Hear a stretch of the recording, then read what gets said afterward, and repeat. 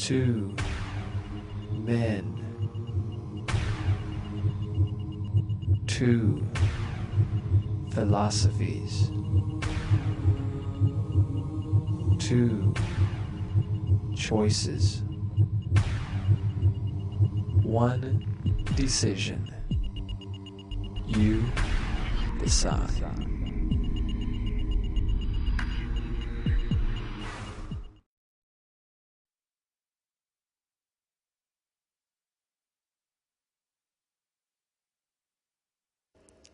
We hope you enjoy this particular videotape of the debate I did against Professor William Moore at the University in Detroit at Wayne State University. Dr. Moore has received well over $1 million in grants to study evolution. He has taught the subject for over 30 years at university level. He is considered one of the experts on the evolution topic, and I was very honored that he would be willing to debate on this topic in front of students. I was also a little disappointed, I guess, that the week before I came, they had, the university, different groups there had gotten together and paid Stephen Gould, I heard, $15,000 to come in and speak on the evolution topic. And for the entire hour and a half, all he did was to blast creationists and Christians. And when a Christian or creationist tried to ask Dr. Gould a question, he would simply avoid them and go on to somebody else. Several of my friends were in the audience and told me it was certainly not done fairly at all, and I'd be very willing to debate Dr. Gould or any other professors on the evolution topic. But here you will see as Dr. Moore, one of the world's experts on evolution, debated against me in front of a packed crowd there at Wayne State University. We hope you enjoy this debate. I want to thank Dr. Moore for coming. It's, I think, only fair that students see both sides of such an important topic as the origin of man, the origin of the universe, where we came from. I am honored to be here. I will tell you right up front my position, where I'm coming from. I believe the Bible to be the infallible, inspired, inerrant word of the living God. I believe it from cover to cover. I even believe the cover says Kent Hovind. I believe that. And I didn't always believe that, but the more I study this, the more convinced I get. Now, this is not a debate between science and religion. Both views, creation and evolution, are religious. You must believe in quite a number of things to be a creationist, and you must believe in quite a number of things to be an evolutionist. Neither is going to be provable scientifically. Now, what you believe, though, is extremely important. This topic is, I think, of critical importance. What you believe about origins will shape the way you make decisions on subjects like abortion, premarital sex, infanticide, euthanasia, socialism, communism. Folks, somebody is wrong. In one of these two worldviews is wrong, and it has, I think, tremendous effects on the way you live and on your eternity. Your eternity may depend upon this. So please keep an open mind as we share the evidence for creation, and he shares the evidence for evolution, and you make your decision. The Bible tells us in 2 Peter chapter 3, knowing this first, there shall come in the last days scoffers. There are people who scoff at the Bible, who don't think it's true. The Bible says they're going to say, where is the promise of his coming? For since the fathers fell asleep, all things continue as they were. That's uniformitarianism. All things continue as they were from the beginning of the creation. And it says they are willingly ignorant of how God made the heavens and how the earth was in the water and out of the water, and they're ignorant of the flood. The world was overflowed with water. Two different major events in history, the creation of the world and the flood, which the scoffers are willingly ignorant of. They purposely don't want to believe in those two things, and I think there's a reason. If God created the world, that means there might be some rules. Secondly, if there was a worldwide flood and they admit to that, then that means God has the right to judge his creation. And he does. This is his world. He can wreck it if he wants. And he's coming to wreck it again, folks, pretty soon. I like that bumper sticker that said, Jesus is coming, and boy, is he mad. Well, the Bible starts off and says, in the beginning, God created the heaven and the earth. It's just matter-of-fact statement. This is the way it happened. Now, you can choose to believe that or not, but we're going to try to examine the evidence. Shortly thereafter, a couple chapters later, Satan came to Eve in the Garden of Eden, according to the story in the Bible, and Satan said to the woman, yea, hath God said, ye shall not eat of every tree of the garden? Question. First thing he did was question God's word. Second thing he did was to deny it. He told Eve, you will not surely die. And the third thing he did was to deify mankind. He said, Eve, if you eat off that tree, ye shall be as gods. And I contend that right there is where the whole idea of evolution got started. It didn't start with Charlie Darwin. It started with Satan in the Garden of Eden. He wants you to believe we are slowly evolving toward godhood. And here's why. If the creation story is true, then man is a fallen creature and he needs a Savior. But if the evolution story is true, we are not a fallen creature. We are an evolving creature. We're getting bigger and better. Someday we're going to be God ourselves and sail around the universe and discover new life forms like Star Trek. These two worldviews are polar opposite. They couldn't be more different, and there is no compromise between the two. Adolf Hitler said, if you tell a lie long enough and loud enough and often enough, the people will believe it. I think that's what's happened, folks, in our textbooks. I taught science 15 years. I have a gigantic collection, hundreds of public school textbooks from just about every major publisher, even from many countries, from many grades. There's lots of good science in the textbooks, okay? I like science. Don't accuse me of being against science. The problem is, we've got some poison mixed in with the science. Did you know beer is often sold at football games? Beer has nothing to do with football. And beer does not become athletic by association with the football. And evolution is often included in the science books, but that doesn't make it part of science. Evolution is a religion included in with the science books, and it has nothing whatsoever to do with it. The two basic views of history are this, and my timeline right here behind me, same thing. The Bible teaches that about 6,000 years ago, God created the heavens and the earth. Did it in 6 days, fully formed, fully mature creation. 4,400 years ago, or 2400 BC, there was a flood that destroyed the world. Noah built the ark and saved all the critters on board. 2,000 years ago, Jesus came, died on the cross, paid for our sins, and rose from the dead, and is alive forevermore. Here we are today, waiting for the Lord to come back in a few minutes and straighten out this mess. The evolution view is very different. They think it all started 20 billion years ago with a big bang. The Christians believe in the beginning God. The evolutionists believe in the beginning dirt. Matter just created itself or is eternal. The only two choices, either it created itself or it itself is eternal. So these two views, these two worldviews are, like I said, just simply polar opposite. Somebody's wrong. Now, if I was to make my bottom timeline representing 20 billion years, the same scale as the top one, in order to do that, the line would have to be 2,100 miles long. I don't want to carry a chart that big, so I made a new scale, all right? So it's huge. But in school, the teachers are told in the teacher's edition to be sure to stress that the earth is billions of years old. Because that is the first thing the evolutionist must have is billions of years. And I think there's overwhelming evidence that it's not billions of years old. But even if it is, there are still lots of obstacles the evolution theory must overcome, which I want to try to share some with you. This textbook author said, nothing really means nothing. This guy's real smart. He said, not only matter and energy would disappear, but also space and time. However, physicists theorize that from the state of nothingness, the universe began in a gigantic explosion, the Big Bang. This guy says 16.5 billion years ago. Some say 20. It varies all the time. But according to the evolution theory, as I understand it, and from reading hundreds and hundreds of textbooks on this topic, 20 billion years ago, there was a Big Bang. I like to ask the question, what exploded and where did it come from? And where did the energy come from? Where did the laws come from? I mean, the universe is governed by laws, centrifugal force, inertia, gravity. Where did the laws come from? Who's the lawgiver? None of those questions are ever answered. They are all assumed. They are all believed in, which is why I would stress the evolution theory is a religion. Now, I don't care if you want to believe in it. That doesn't bother me. I don't care what you believe in. But I'm sick and tired of them using my tax dollars to spread their religion in our school system. That's all I'm sick of. Now, according to the creation view, though, it's very different. In the beginning, God created the heaven and the earth. 4,400 years later, there was a flood. Noah built the big ark, took everything on board, including the dinosaurs, I believe. Creation view is very simple. God made everything in 6 days. All the animals, all the plants, dinosaurs, everything. Along came the flood. Noah took 2 of each kind, 7 of some, but 2 of each kind on board the ark.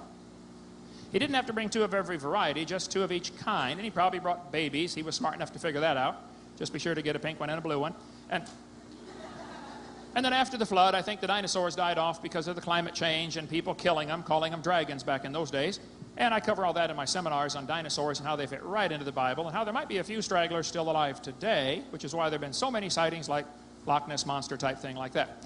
The Bible says the animals are going to bring forth after their kind, not species. Darwin's book, The Origin of Species, is not the argument.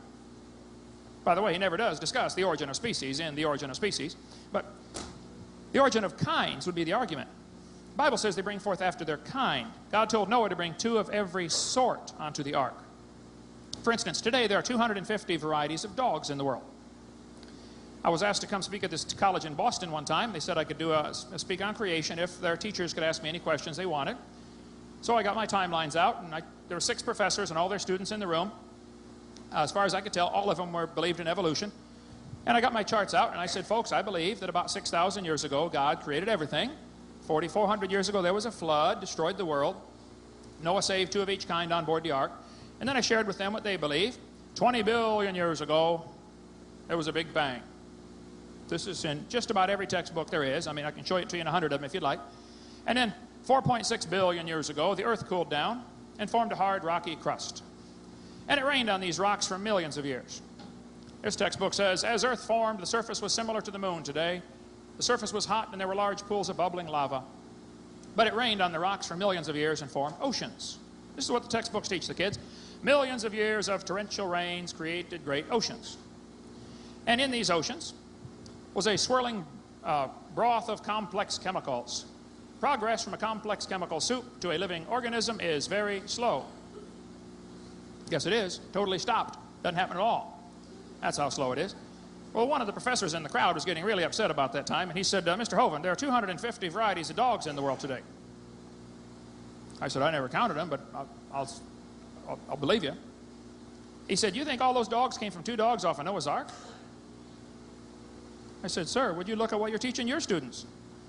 You're teaching your students that all the dogs in the world today came from a rock. One lady was so angry after this, she says, we do not believe we came from a rock. I said, well, where do you think you came from? She said, we came from a macromolecule. I said, where did that come from? She said, well, from the oceans. There's minerals in the oceans. I said, where did those minerals come from? She said, well, it rained on the rocks for millions of years, and it finally dawned on her, wow, I do believe we came from a rock, don't I? I don't care if you want to believe that. Honestly, that's fine. But don't call it science. That's not science. That's a fairy tale. Textbook says humans evolved from bacteria 4 billion years ago. This one shows the kids a starfish and says 3.4 billion years old, the remains of the early ancestors of modern human beings. Now look, you're welcome to believe that, but don't call it science. That's part of a religion. This textbook shows the kids a tarsier and says 30 million years ago these creatures evolved. Now folks, that word evolved right there, that has 2 different meanings, and the entire argument today and every other day on this topic is over the 2 different meanings of the word evolution. And we'll cover that in just a second. But if you straighten out what that word means, the argument is over. One meaning of the word is indeed scientific, no question, and the other meaning is indeed religious, with no evidence to support it. But the textbook says we've got evidence for evolution. I mean, kids are taught whole chapters, sometimes whole units, just on this topic. Sometimes entire courses at college are devoted to the evolution philosophy. What happened in the early 1800s, some guys got together, primarily Charles Lyell, who wrote this book, but building on the work of Stratus Smith and Steno and Cuvier and some other guys, they developed the geologic column. They said each of the layers of the earth is a different age. This was all done in the early 1800s. Each of those layers was assigned an age way before there ever was any carbon dating, potassium argon dating, rubidium strontium dating, lead 208 lead dating, long before any radiometric dating. The layers were assigned an age based upon the assumption that evolution has happened. It all is based on evolution assumption, and that's how the geologic column got started. Now, there were some creationists involved in that who thought that maybe God created the world many times, multiple creations. Well, they're simply wrong. But all of this geologic column is based on circular reasoning. This textbook shows on page 306 that they date the rocks by the fossils. On the next page, it says you date the fossils by the rocks. And this happens all through. The geologic column, like this textbook says, if there were a column of sediments, unfortunately no such column exists. The geologic column only exists in the textbook, and it's all based on the circular reasoning. That's how things are dated. The intelligent layman has long suspected circular reasoning in the use of rocks to date fossils and fossils to date rocks. The geologist has never bothered to think of a good reply, feeling the results, explanations are not worth the trouble as long as the work brings results. They know it's based on circular reasoning. But those layers cannot be different ages. I can show you hundreds of pictures if you want to take the time of petrified trees standing up, running through multiple layers of rock strata. The tree did not stand there for millions of years, and it didn't grow through hundreds of feet of solid rock looking for sunlight. It was formed during a worldwide flood. The flood formed those layers. But this fella, Charles Darwin, the author of this book, set sail on board the Beagle in 1831. He was going to sail around for 5 years. He brought with the book by Charles Lyell. That book destroyed his confidence in the Bible. Darwin came back a skeptic, a scoffer. After 30 years of coaching by Charles Lyell, Darwin finally wrote his book, Origin of Species, which has a much longer title, by the way, we can get into later. And that book changed Darwin's life for good. Later he claimed to be an atheist. As Charlie sailed around the coast of South America, he came to Ecuador, the islands of Ecuador, called the Galapagos Islands, right here. There on these islands, Charlie observed there are 14 varieties of finches. He studied the birds carefully. They all had different beak shapes. Some were bigger than others. They were all finches, but different kinds of finches.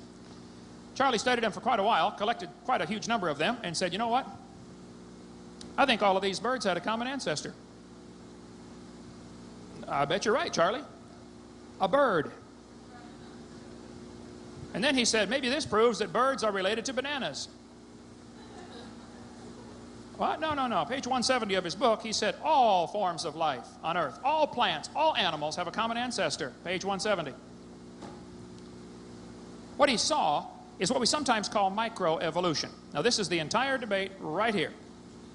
Microevolution is one meaning of the word, which is basically saying that dogs produce a variety of dogs, roses produce a variety of roses. Nobody argues with that. Microevolution is a fact. It is scientific. It is observable. That's what farmers do for a living. They try to make that happen. They try to get a better species of whatever they're raising for their area. And the animals do have a wide range of adaptations they can take on. But these adaptations have limits. Farmers have been trying to get bigger and bigger pigs for a long time. But they'll never get a pig as big as Texas. There's a limit in there someplace. Roaches eventually become resistant to pesticides, no question about that, but there's a limit. Two things you need to understand. The resistance to the pesticide was already in the roach population, maybe just a small percentage of it, and when you do end up with a resistant population of roaches, you're swimming in the shallow end of the gene pool now for the roaches. Next thing you need to understand, there's a limit to this resistance. They might become resistant to these pesticides, but they will never become resistant to a sledgehammer. So, yes, there's variations, no question, I agree, that happens. But what happens then is that professors try to make the students see thousands of examples of microevolution, which is indeed a science. And they try to make them make a giant leap of faith and logic into believing that that somehow magically is evidence for macroevolution. Macroevolution says all life forms have a common ancestor. The dog and the rose are related, ultimately, to a rock. Now, macroevolution is a religion. This is assumed. It has never been observed. Nobody's ever seen a dog produce a non-dog. Now, if somebody wants to believe dogs came from non-dogs, you can believe that, but that's not science. That's your religion. It's based on imagination. It's fantasy. You might get a big dog and a little dog, and they're still related. And except for a few mechanical problems, they're still interfertile. They could produce a dog. See, maybe even the dog and the wolf and the coyote are related. Okay, boys and girls, we have a dog, a wolf, a coyote, and a banana. Which one is not like the others? And a 3-year-old can tell you. They're still the same kind of animal. Probably the horse and the zebra are related. I wouldn't argue about that. Stand 30 feet away and look at it. It's obviously not a banana. We're dealing with the same kind of animal here, folks. So the whole problem is, as I've seen it in my debates, and I do thousands of radio and TV call-in talk shows, the evolutionists always are able to give hundreds of examples of microevolution. And then they want you to believe that this somehow proves macroevolution.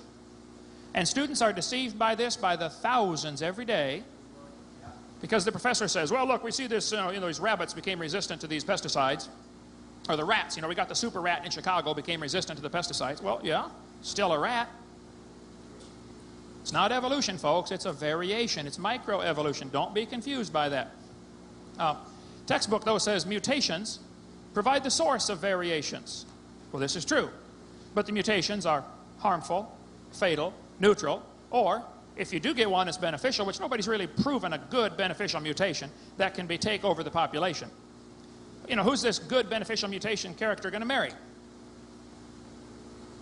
And then who are its kids going to marry?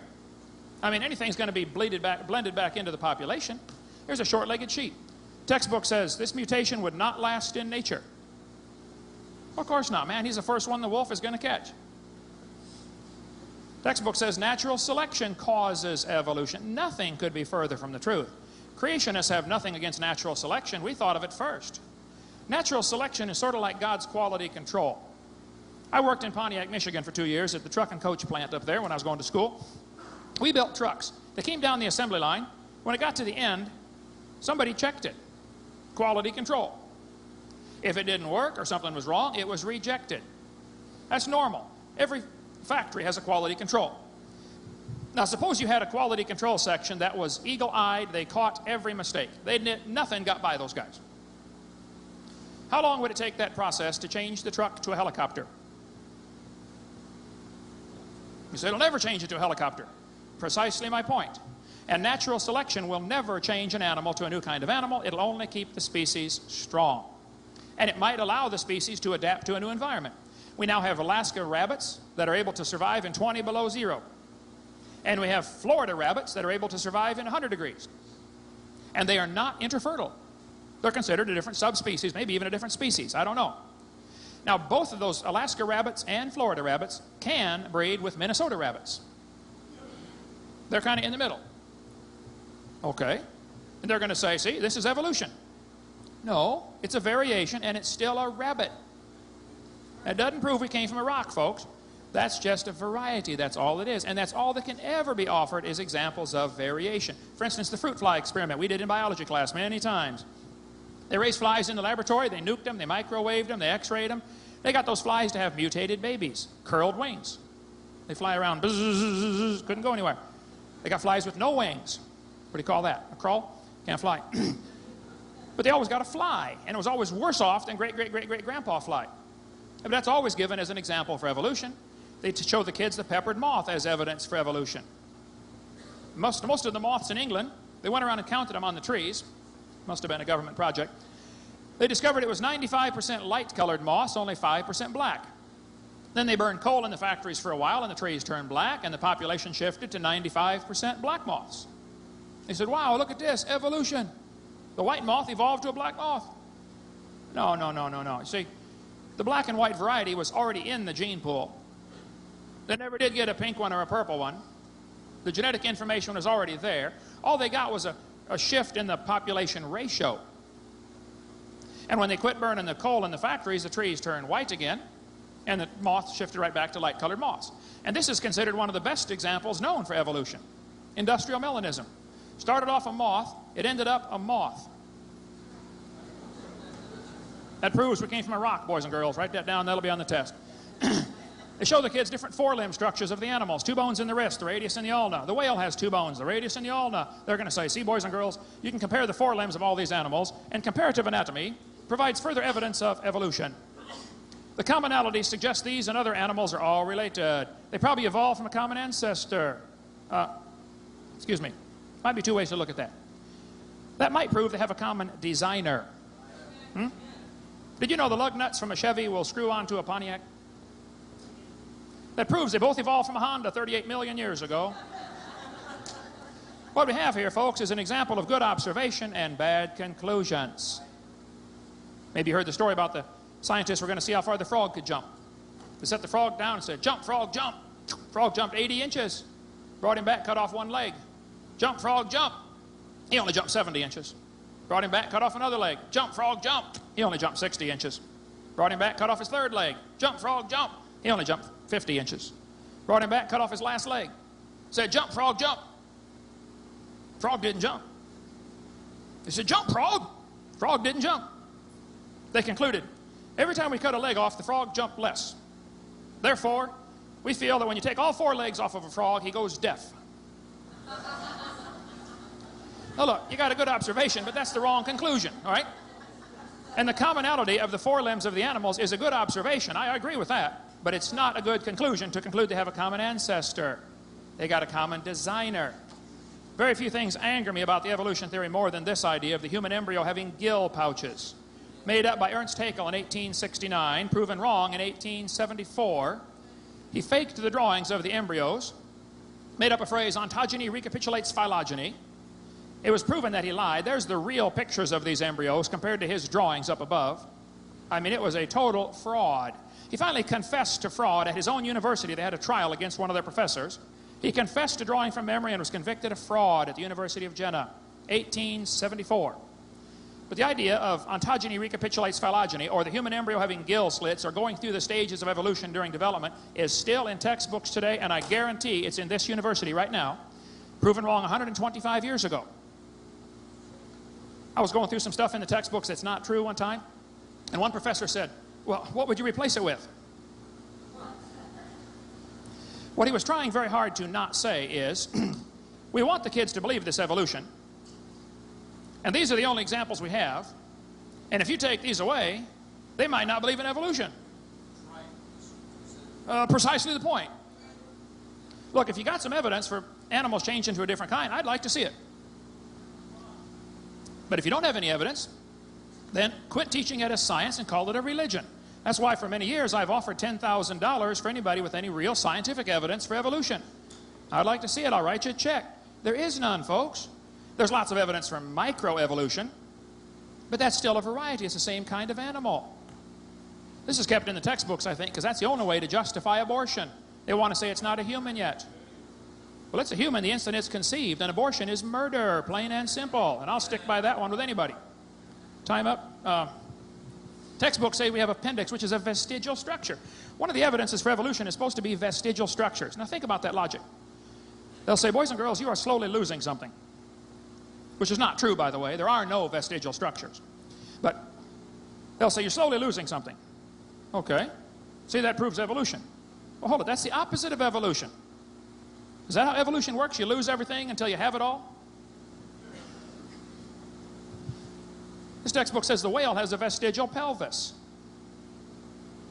Now, the author that writes about the whale having a vestigial pelvis is either ignorant or a liar. It's not a vestigial pelvis. Muscles have to attach to those bones because the whales cannot reproduce without those bones. They have nothing to do with walking on land. Absolutely nothing to do. That is propaganda. That's not science. This textbook tells the kids, you know, just imagine whales walking around. It's true. That's a kid's book. That's propaganda. That's a lie. This one says humans have a tailbone that is of no apparent use. I did a debate with the president of the North Alabama Atheist Association, and he said, folks, we got proof for evolution. The human tailbone, the coccyx, is vestigial. You don't need it anymore. When it was my turn, I got up and I said, Mr. Patterson, I taught biology and anatomy. I happen to know there are 9 muscles that attach to the tailbone. If you think the tailbone is vestigial, I will pay to have yours removed. Without them little muscles, there's some very, very valuable things you cannot do. I won't tell you what they all are, but trust me, you need them muscles. Now, we can go on a long time, folks, but my point is this. Both views, creation and evolution, are inherently religious. I cannot prove God created the world, and I cannot prove there was a worldwide flood. I can show you the evidence of billions of dead things buried in rock layers. And I can show you that out west, when they killed millions of buffalo in the last 200 years, almost none of them fossilized because they weren't buried. The very existence of fossils proves, to me, is evidence to me of a worldwide flood. When they climbed Mount Everest, 1953, they found seashells by the thousands on top of Mount Everest. I think there was a flood. I don't think the water was over Mount Everest. I think Mount Everest was under the water. The mountains arose during the last part of the flood. The Bible spells all that out in Psalms chapter 104. The mountains arose, the valley sank down, and the water rushed off and probably made Grand Canyon in a few days, not millions of years. So I think the evidence is overwhelming. God made the world. There was a flood that destroyed it, and God's got a plan for you. And He loves you. And if you don't want to believe in Him, that's fine, but He'd like you to. He's not going to twist your arm. But the evidence, I think, is overwhelming, and the evidence for the evolution theory is confused by mixing micro and macro. So watch for that, if you would. Thank you so much. That was dazzling, to say the least. Can you hear now? I realize I have a small voice, although I'd like to think that I have some reasonably big thoughts. But I'm going to have to sit, and because in order to make a fairly complete, concise statement about evolution and about the problems with Kent Hovind's approach, with his analysis of evolution, I have to read this. Let me start by expressing some reservations I have in engaging this debate at all. I'm a professional evolutionary biologist in that I have taught evolution and related courses here at Wayne in genetics, statistics, ornithology, and a number of other courses for 27 years. And over those 27 years, I've maintained an active research program looking at problems in evolution concerned primarily with the evolution of species diversity or speciation, which is the area of evolutionary biology that is right at the interface between...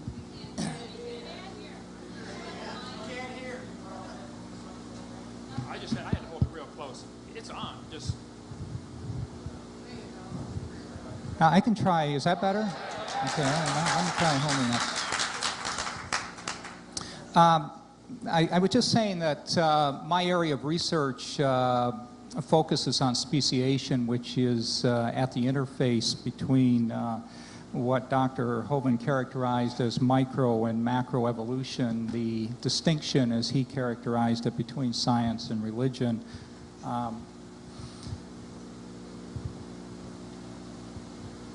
But it's important to note that my approach to evolution has always been from a genetic perspective. On a day-to-day basis, my research students and I sequence DNA as a way of getting information about relatedness among species, and we use that information to reconstruct evolutionary history. Our work focuses primarily on woodpeckers, not because these are a particularly interesting group per se, although they certainly are fascinating birds, but because they provide a good model for studying the rapid diversification of species. I'm also very interested in a thing called the molecular clock, which is a novel way of timing evolutionary events and establishing the antiquity of species. Dr. Hovind, in contrast, is a science educator with an interest in paleontology, which is to say the fossil record. So I'm a little bit concerned first that we're going to simply talk past one another to a considerable extent. Unavoidably, the discussion is going to come to focus to some extent on the fossil record, and particularly esoteric details of radiometric dating. That is, dating geological structures based on radioactive decay. And in this sense, you would have done much better to have gotten someone from the geology or physics department than me. Moreover, Kent is a young Earth creationist, which means that he believes the Earth is about 6,000 years old, as he indicated. And it seems to me that the debate boils down to his defense of that notion. This in turn means that we may hardly talk about some of the most interesting ideas in evolutionary theory, the philosophies and histories of science and religion, and the interface between the two. I'm also concerned because this is the first debate of this sort that I've engaged in, whereas Kent is a professional creationist debater. He actually makes his living doing this, which is amazing. Amen. I had the disconcerting experience last spring after agreeing to participate in this debate of receiving a number of email messages and phone calls from individuals and groups who seem to be professional anti-creationist debaters. Somehow word of this had gotten out on the internet, and some of these people seem to view these debates with much the same intensity and decorum as I remember Michigan State Notre Dame football games when I was an undergraduate, or maybe Notre Dame Southern Methodist games, or Southern Methodist Brigham Young games. I'm not sure. And I'm beginning to get that sense from the audience that that's what we're engaging here. It was also clear that the anti-creationists view Kent as the Hulk Hogan of creationist debaters, and that I best be prepared for a real pummeling. At about the same time, I spoke with Kent on the phone. He briefly told me about his belief system, that he was a young Earth creationist. He was very cordial, expressing none of the threatening mannerisms of a professional wrestler. But I was startled at one point in the conversation when he announced that he was going to convert me. So here I am, a novice debater about to get in the ring with an intellectual Hulk Hogan, and if I lose, I must submit to his belief system. Perhaps this is the true meaning of midlife crisis. Well, let me begin to disappoint right away by saying that I don't view this as a debate, but rather as an opportunity to explore some interesting ideas, some interesting cultural conflicts, and certainly Kent pointed to those, and some interesting philosophical conflicts. I also view this as an opportunity to fulfill in a very small way an obligation I feel I have to Wayne State students. I've taught at Wayne many, many years. I know that most of our students, most of my students, live at home and often live in two cultures. On the one hand, they attend a large, modern, very culturally diverse, secular university where science is taught hard, fast, and technical, with little class time devoted to reflection on the meaning of science and the conflict that a scientific worldview might have with traditional ideas. It's certainly not my intention to change anyone's worldview per se. I'm not going to convert you. But on the other hand, we have failed as university educators if you do not emerge from university with a different perspective. I mean, how can one learn about probability theory, the genetic basis of life, the intricate molecular mechanisms of cells, development in the sense of embryology, and yes, evolution, and not have a changed view? And so I view this debate as an opportunity to explore some of these conflicts. And as pummeled as I may be at the end of the debate, I'll be happy if I believe some of you have left with some understanding of the nature of the differences between the scientific method as philosophical system and theologically based philosophical systems. Actually, the college professor wells up in me and is telling me that I should probably give you a pop quiz at the end of the class. And I must say that Kent's introduction certainly fans those flames because he portrayed a very incorrect statement about what science is. What I see as the foundation, the key to understanding this conflict, lies at the various deepest levels in the philosophies of science and religion, that is, in the metaphysics of the contrasting philosophical systems. So what I'm going to say for the next few minutes is going to sound like philosophy of science 101, although unfortunately our students rarely take such a course. I also point out that I use the word metaphysics not in the sense of listening to New Age music, burning incense, and eating vegetarian pizza, but rather as that area of philosophy that deals with first principles, with those things that cannot be deduced or proven to be true. We simply take them to be true by assumption or supposition. We might say, for example, let's suppose that the geological forces of erosion, volcanism, glaciation, et cetera, that we see operating today have always worked in the same way. What could we learn from this? What would this lead to as a set of inferences about the Earth's history that may seem sensible? We can't really defend these assumptions, and Kent has pointed this out. We can't prove it to be true. We can't simply make it a part of our, we can simply make it a part of our philosophical system and see how successful that system is in leading us to new discoveries. This is essentially what geologists did in the late 18th and 19th century, and this led to the very first inkling that the Earth must be a pretty old place. At the base of science, I think, is a very small and clear set of first principles, the metaphysics of science. And that leads to the so-called scientific method. If I could have the first overhead.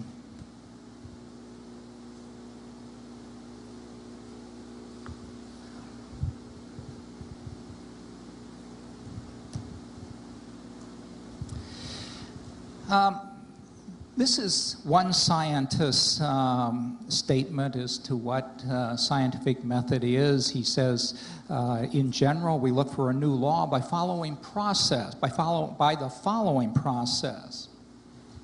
First, we guess. Don't laugh, it's really true. Then we compute the consequences of the guess to see if this law that we guessed is right, what it should imply. Then we compare those computation results with nature, we say, to experiment or experience. We compare it directly with observation to see if it works. If it disagrees with experiment, it's wrong. And that simple statement is the key to science. It doesn't make any difference how smart you are, who made the guess, or what his or her name is. If it disagrees with experiment, it's wrong. That's all there is to it. This short, whimsical, even facetious statement is actually a fairly concise and complete statement of the scientific method, as simple as it is. One of the most interesting phrases in Feynman's description is, quote, first we guess. A very confusing issue we must deal with straight away is that of what it means to say evolution by natural selection is a theory as opposed to a hypothesis or fact or even a guess. Nowadays, scientists pretty much use the words theory and hypothesis interchangeably, and even the words conjecture and yes, the word guess as synonyms for theory and hypothesis. Steve Gould made this very important point in his talk last week when he pointed out that there is no hierarchy where guesses are promoted to hypotheses and hypotheses elevated to theories and theories elevated to natural laws. They're all really guesses which have been tested against empirical evidence or not tested. And if they've been tested, they've been falsified or not falsified. But it is equally true that a guess, hypothesis, or theory that has been tested and not falsified has to some extent been corroborated. That is found to be useful in explaining some sets of observations and pointing to new experiments that we might do. In that sense, some theories are better than others, and in that sense, if someone were to ask me if evolution by natural selection were a fact, which often happens, I would say, of course not. But it is not merely a theory. It is one that has withstood test after test after test without being falsified. I repeat, without being falsified. It is in the secular pantheon of scientific theories, that is natural selection theory, along with quantum mechanics, relativity, atomic theory, continental drift, and a few others. But none of these theories are facts. Here are what I think are roughly the first principles of science, if we could have the next overhead. The first one Kent referred to somewhat derisively, that natural law acts the same way at all times and in all places. This is a first principle of science. It's not something that we can prove. This is the idea that I alluded to above that seems to have been derived from the ideas among geologists of the 19th century, and it's the idea that they called uniformitarianism. Implicit in this is that science doesn't deal with miracles, because miracles by definition involve circumstances where natural law is set aside. Now, conceivably, science could determine whether a miracle had taken place, but I even doubt that. For example, someone might make the claim that so-and-so had arisen from the dead, and we might apply a scientific analysis to determine that the person in question was in fact once dead and was now in fact alive. But even here, we would want to be very wary of a possible hoax, substituting, for example, a live identical twin for the dead person. So even here, I would want to see maybe 3 replicates with proper controls. And this is what religion, which does deal with miracles, cannot provide for us. Second principle. Hope that's in focus. Scientific observations are repeatable. This arguably is more a corollary of the uniformitarianism principle than a distinct first principle, because it follows that if natural law acts the same way at all times and in all places, that I or anyone else can repeat the experiment. When I submit a paper to a scientific journal for publication, it always has a materials and methods section that describes exactly what I did to get that particular result. If it doesn't have a materials and methods section, it would be immediately rejected. In contrast, one never sees a materials and methods section in a religious tract. It just doesn't work that way. Third principle. Scientific theories must be testable, and to be more explicit, they must be falsifiable. And this is the heart of the scientific method. I alluded to this a few moments ago, and this is perhaps the central tenet of the scientific method, Popper's so-called line of demarcation between science and non-science, between science and religion. Implicit in this is that a scientific theory must be tested, or excuse me, must be stated, in addition to being tested, it must be stated with sufficient clarity, precision, detail, and internal consistency that one can deduce singular, unequivocal predictions from the theory that are testable against the empirical evidence. The book of Genesis suffers badly in this regard.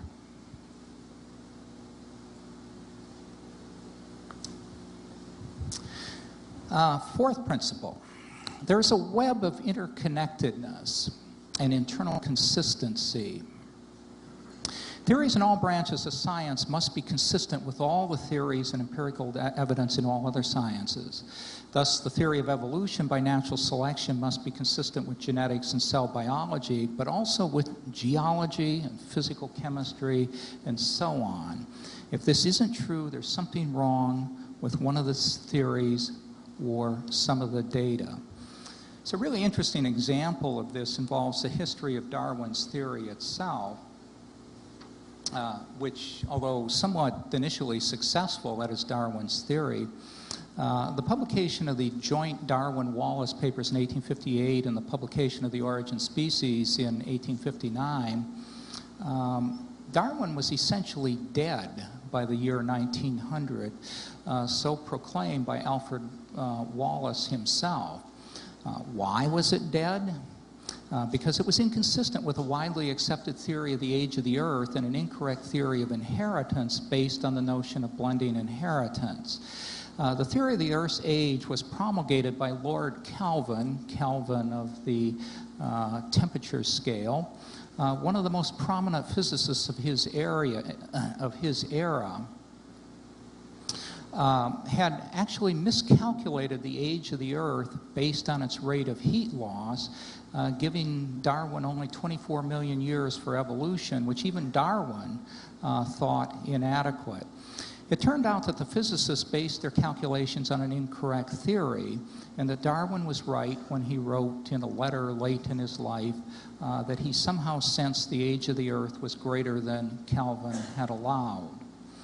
Kelvin made his calculations very shortly before actually, the discovery of radioactivity, and the vast store of energy in the nuclei of atoms had not been taken into account in his calculations.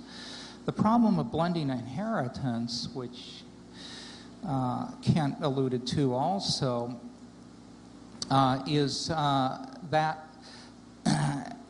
is the problem, not the blending inheritance itself, is that selection operates on genetic variation, and it certainly does.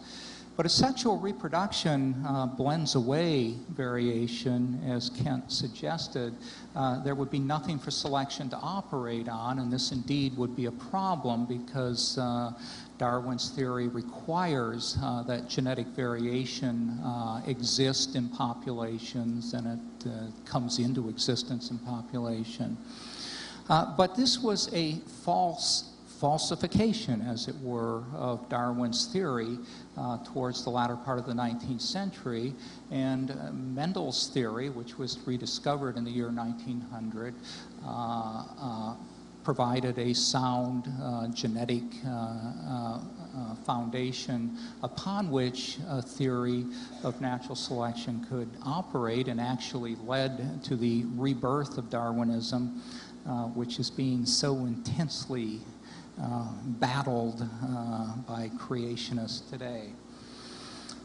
Final point is that scientists are reductionists. That is, all natural phenomena can be explained in simpler terms. And I would say that scientists are incorrigible reductionists. This may not exactly be a first principle of science, but it's certainly part of the sociology of science, the culture of science. Biologists have insisted for a long time that the whole of life, meaning essentially the activities of cells, could be understood in terms of chemistry.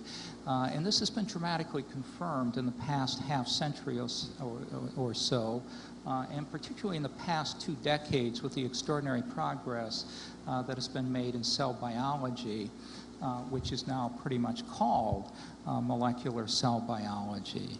So life, as we understand it, is reducible.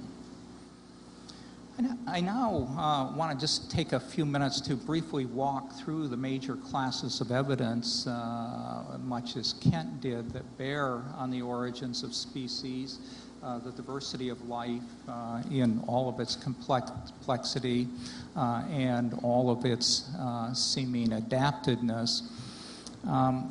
On the one hand, and I want to look at neo-Darwinism, the theory of evolution, in contrast to creationist theory, in context of these metaphysical principles.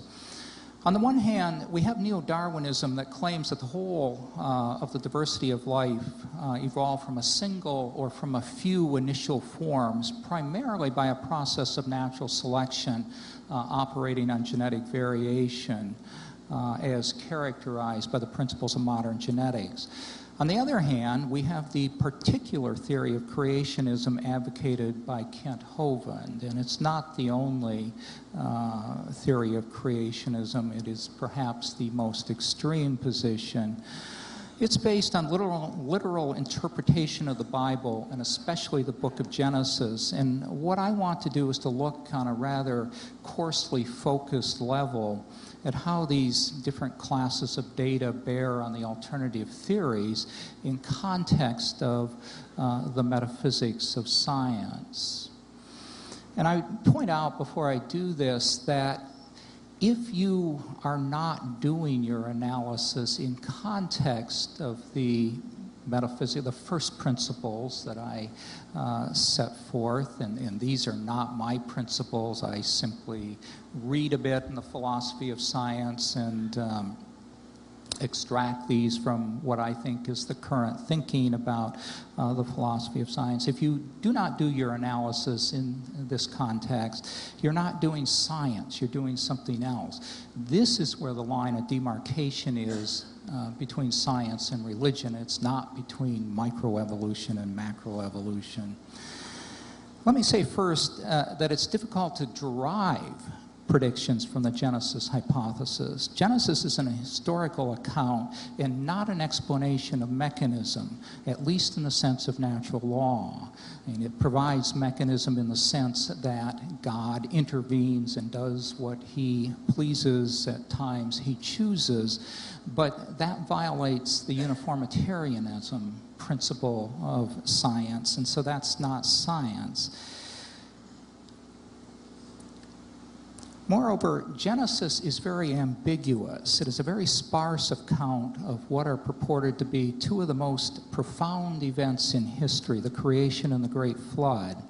Even setting aside the arguments over the meanings of specific words translated from ancient Hebrew texts, it leaves broad latitude for interpretation. This makes the Genesis hypothesis difficult to test, and so a priori we seem to be on the margin of science. In contrast, neo-Darwinism is very precisely formulated, even in a body of mathematical formulations called population genetics. There are specific things natural selection can and cannot do, and specific changes in genes and gene frequencies that can and cannot happen. This is what Feynman referred to as making the computations based on the guess. It's very difficult to make the computations based on Genesis because it is so vague. It's very easy to make them based on neo-Darwinism. But even though I think it's very difficult to test the Genesis hypothesis because of its ambiguity, let's do the best we can. The fossil record. The fossil evidence is not the most important evidence in evaluating evolution theory. Nonetheless, it does exist, and neo-Darwinism makes specific predictions about patterns in the fossil record. For example, there should be a stratigraphy, what Kent referred to as the stratigraphic column, an ordering of older, more primitive forms at the bottom and more recently, more derived forms at the top. The Genesis hypothesis is not explicit about the fossil record, but as I understand Kent's interpretation, there is a single massive bout of extinction resulting from the Noachian flood. Accordingly, there should be no particular stratigraphy. There should be a single stratum, or if there are multiple strata where organisms were sorted according to weight, habitat, or intelligence, the strata should all be of the same age, namely roughly 4,400 years. The fossil record is, to my knowledge, wholly consistent with neo-Darwinism in terms of classic stratigraphy and also in terms of modern radiometric dating, and also, although these data and this type of analysis is very much in process right now, the stratigraphic column is also consistent with dates based on the molecular clock. There was an article to that effect in a recent issue of Nature. In contrast, the stratigraphy itself and the radiometric dates of fossil-bearing strata stretching back more than 3 billion years are completely inconsistent with the Genesis hypothesis. And in the metaphysical system of science, the Genesis hypothesis simply is falsified if, in fact, the Earth and the fossil-bearing strata are older than 6,000 years.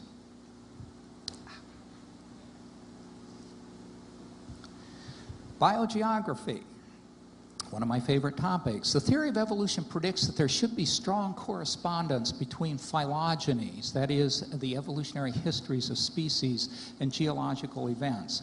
For example, there should be relationships at deep levels in phylogenies of animals in South America with animals in Africa because the two continents formed a single supercontinent some 80+ million years ago, according to modern geological theory, specifically continental drift. And there should be a more recent set of relationships with animals of North America, that is between North America and South America, because South America contacted North America through the Isthmus of Panama just 3.5 million years ago, and according to evolution theory, there was an interchange of numerous species and the evolution of species in South America from ancestors emanating from North America and vice versa.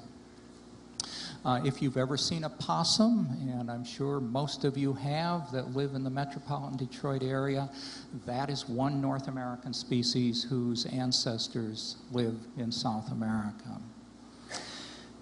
And this biogeographic pattern, which corresponds very, very tightly with geological history, is exactly the pattern observed. It is exactly the pattern that neo-Darwinism would predict, and it is essentially confirmed. The Genesis theory, in contrast, says little or nothing about biogeographic pattern at this scale, and so it doesn't serve us very well as a scientific hypothesis or theory. Phylogenetic reconstruction. Based on the supposition that evolution has occurred, evolutionary biologists have devised rather simple methods for reconstructing evolutionary history or phylogenies. And I certainly admit immediately this assumes that evolution has occurred, and if it hasn't, we couldn't do this. A phylogeny is a branching diagram, a family tree that shows who is related to whom and the order in which species evolve. According to the theory of evolution, the branching order of phylogeny should correspond with the stratigraphic order of the fossil record and with the history of geological events. The data from the fossil record is, of course, incomplete, and for technical reasons, we are not able to reconstruct accurate phylogenies for all groups. Science always has a lot of holes. But the overall pattern very strongly corroborates this prediction. In contrast, the Genesis hypothesis says that all species arose, originated within a short period of time as disconnected acts of special creation. If this were the case, we wouldn't be able to reconstruct phylogenies at all. This is clearly not the case. Homology. The concept of homology is one of the most important in evolutionary biology. It is based on the idea, clearly articulated by Darwin, that according to the theory of evolution, all structures, anatomical, genetical, even functions and behaviors, must have evolved from previously existing structures in a common ancestor. These species that's a tough one to get out. These species should share similar structures because they all inherited them modified by evolution from a common ancestral structure. Such structures are said to be homologous. This pattern of homology, as predicted by Darwin, pervades the full spectrum of life. Classically, it is known from comparative anatomy and embryology, for example, as radically different as the avian wing is from the vertebrate forelimb, as Kent's illustration showed.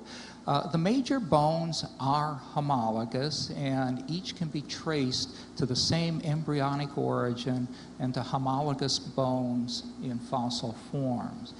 When molecular genetics arrived some 20 or so years ago, it provided one of the most critical and exhaustive tests of the theory of evolution. Specifically, we ought to find pervasive homology among genes, bearing in mind that Darwin's prediction is that no structure can arise de novo. Every structure must arrive from a previously existing structure. So we should anticipate finding this similarity, this homology among genes, and this is exactly the pattern we find. To be honest with you, we didn't think at the advent of molecular genetics, or we didn't think of that advent as the grand test of evolution. I think we all just knew that the expected patterns of homology would be there, and they were. If anything, if this is possible, they are even clearer than anyone imagined. The extent of homology among genes controlling animal development, that is your passage from an egg through an embryo to an adult, and that of a mouse from its larval or egg stage through its embryonic stages to an adult, and that of a fruit fly, the homology among the genes that control those processes is really quite astonishing. The genes are not identical by any means.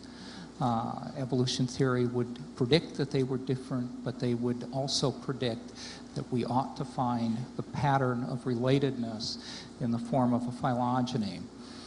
In fact, genes themselves have evolutionary history, so that we now reconstruct not only the history of relatedness among species, but also among genes within what are called gene families. The globin gene family, each and every one of us has a large array of genes that code for our globins, which are important proteins in blood and in oxygen transport. The globin gene family is perhaps the best known example, but it is only one of a myriad of examples. And in fact, it is difficult to find a gene that doesn't belong to a gene family. If Kent wants to convert me from an evolutionist, all he needs to do is to show me a consistent pattern where genes within the genome appear to have arisen de novo. That is, are not related to other genes, or where genes compared among species are not similarly related. Kent was kind enough to send me a videotape of one of his previous debates. Frankly, it wasn't nearly as slick as the presentation that he gave today, and I'm kind of wondering if I haven't been set up here. But in viewing the tape, it's easy to see why he's a formidable advocate of the creationist position. He is articulate, he knows his position well, and he is really quick on his feet. He is especially quick at rattling off facts that call into question almost all of the evidence normally put forth by evolutionists. However, I put the word fact in quotes because at least some, and I suspect most of these factoids, are not facts at all, but rather misconstructions and misunderstandings of the scientific literature, and in at least some cases, apparent fabrications. A problem I have, and I think all scientists have in dealing with this aspect of creationist debates, is that I read a very small fraction of the huge volume of literature published in biology, even in my own area. And so when I heard Kent say in the debate video he sent me with great assurance that a paper was published in the January 1970 issue of Science reporting that a moon rock was divided into 9 pieces sent to 9 laboratories for radiometric dating and returned with 9 disparate dates ranging from 0.5 to 18 billion years, I faulted myself for being unaware of that important result, because it seemingly would call into question radiometric dating. However, when we investigated the report, and I want to acknowledge the considerable help of a small group of very competent students who helped me pursue some of these reports this summer. When we pursued this report, we found that it is not actually, or not exactly, and I want to choose my words carefully, the correct reconstruction of the report. The report is actually a set of 9 reports published in tandem in a special issue devoted to the first reports of the moon rock analyses in 1970. Each report emanates from a distinct lab, and so this part of Kent's account is correct. However, we could not find a single rock that had gone to all 9 laboratories. The closest was a rock, specimen number 10017, which was partitioned among 6 laboratories, and in some was dated 13 times. The dates on this specimen reported in this particular issue do range from 2.5 to 4.6 billion years. But the 2.5 billion year date is an outlier resulting from a well-known phenomenon in potassium-argon dating resulting from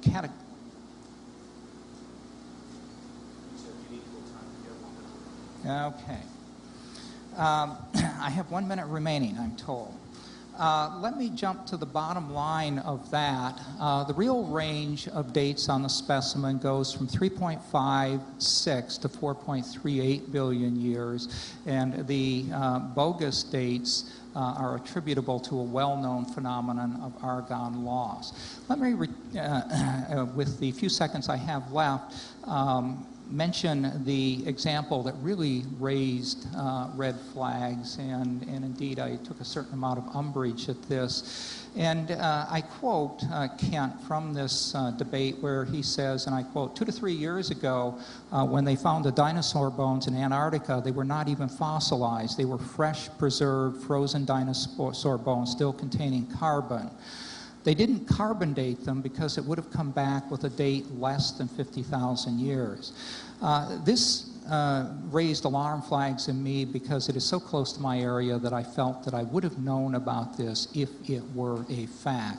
I did a quick literature search using the wonderful computerized literature search systems we had, could find no such reference. I called a paleontologist, Bill Hammer, who discovered the only dinosaur bones to be discovered in the Antarctic. I read the quote to him. He said, he knew of no such specimens. Hammer's 1991 specimen remains the only dinosaur bone from Antarctic proper, and it was completely mineralized. So I simply caution you, these facts that come out, don't take them at face value. For that matter, don't take what I say at face value. Open up your minds, go to the library. If something sounds odd, investigate it yourself. And with that, I'll cease and desist for the moment.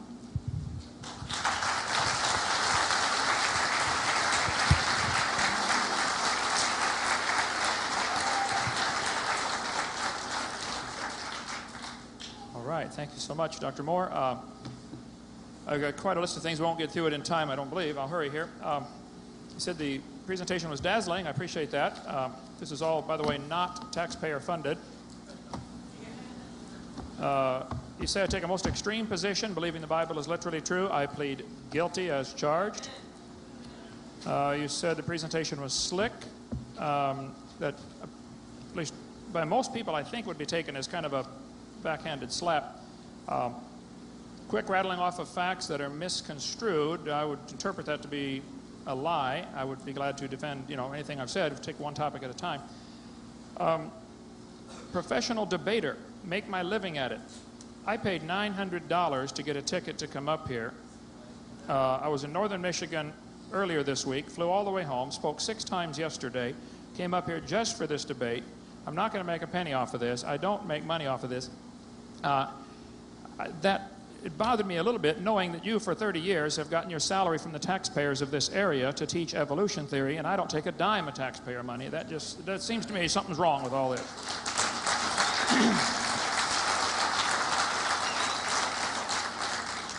I'm not a professional debater. I was just simply a high school science teacher who got fed up with kids being brainwashed with one particular theory.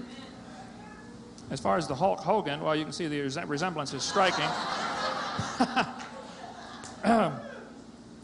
I would think after 30 years of teaching this very topic, you would be the Hulk Hogan of the evolutionists. And you mentioned you might lose because you're outmatched. Well, for heaven's sake, this is what you teach all day, every day, and get paid for.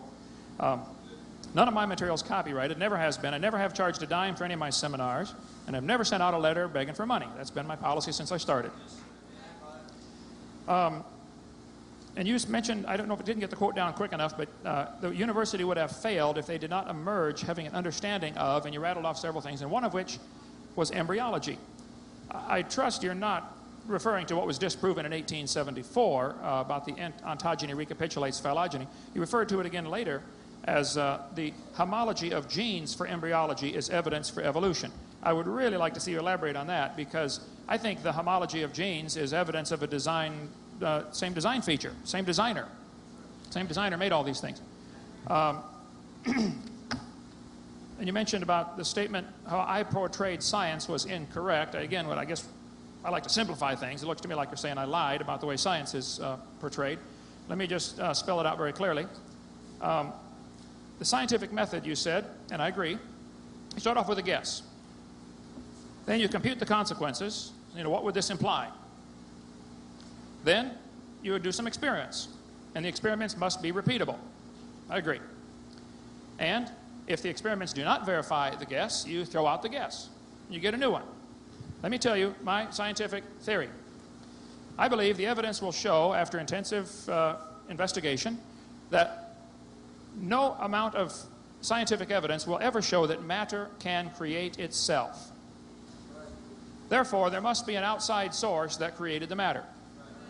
Now, that goes beyond science, goes into a religion, and the creationist says, yep, we agree, we have a religion, we believe God did it. Can't prove it, that's what we believe. What happens is, though, the evolutionist does not admit they have a religion in this area. Where is the scientific evidence to show where matter originated? Where is the scientific evidence? Where is it repeatable? You said you'd like to see things repeated 3 times. I'd like to see 3 experiments where somebody makes something from nothing. I would like to see the experiment where life learned or came from non-living material. This has never been observed. This is part of a religion. Evolution is the religion. They have to believe life came from non-living material. We've had numerous experiments with raising, pick any kind of animal or plant you'd like. All of the experimentation has taught us dogs produce dogs. Roses produce roses. Now, I suspect from what you have said that you believe somewhere back in the past, dogs came from something that was non-dog. You're welcome to believe that. What experiments do you have for that? What scientific evidence do you have to show us that a dog came from a non-dog, or that a dog can produce a non-dog, or pick any other animal if you'd like? If your expertise is woodpeckers, I'd really be curious on that one, since the woodpecker has the tongue that goes around his head and anchors on top of his eyebrow. What intermediate species do you have showing the tongue changing from normal bird tongue to the top of the head tongue? And where's the fossil evidence of anything besides a woodpecker? Anything intermediate? I mean, just within the bird kind. I mean, where's the evidence? If that's your expertise, I'd love to see some evidence on that. Experimentation for the origin of life, I think, the evolutionists simply believe matter either created itself or is eternal. Those go strictly against the first and second laws of thermodynamics. That's not science, that's religion. The evolutionist must believe life came from non-living material. He's boxed himself into a corner, folks. That's the only option. If you're going to exclude God, then you have to give a naturalistic explanation for how life got started. I've never heard him do that. Miller and Urey tried it years ago. There have been numerous experiments to try to create life. Total failures. What Miller was able to make after a very carefully contrived fictitious experiment where he made a fictitious atmosphere of 4 gases and left out oxygen purposely. We can go for days on that if you'd like. He left out oxygen because he knew oxygen would destroy the life. Problem is, without oxygen, you don't have ozone, and then the UV light destroys the life. You can't get life to evolve with oxygen, and you can't get life to evolve without oxygen. Looks to me like you can't get life to evolve.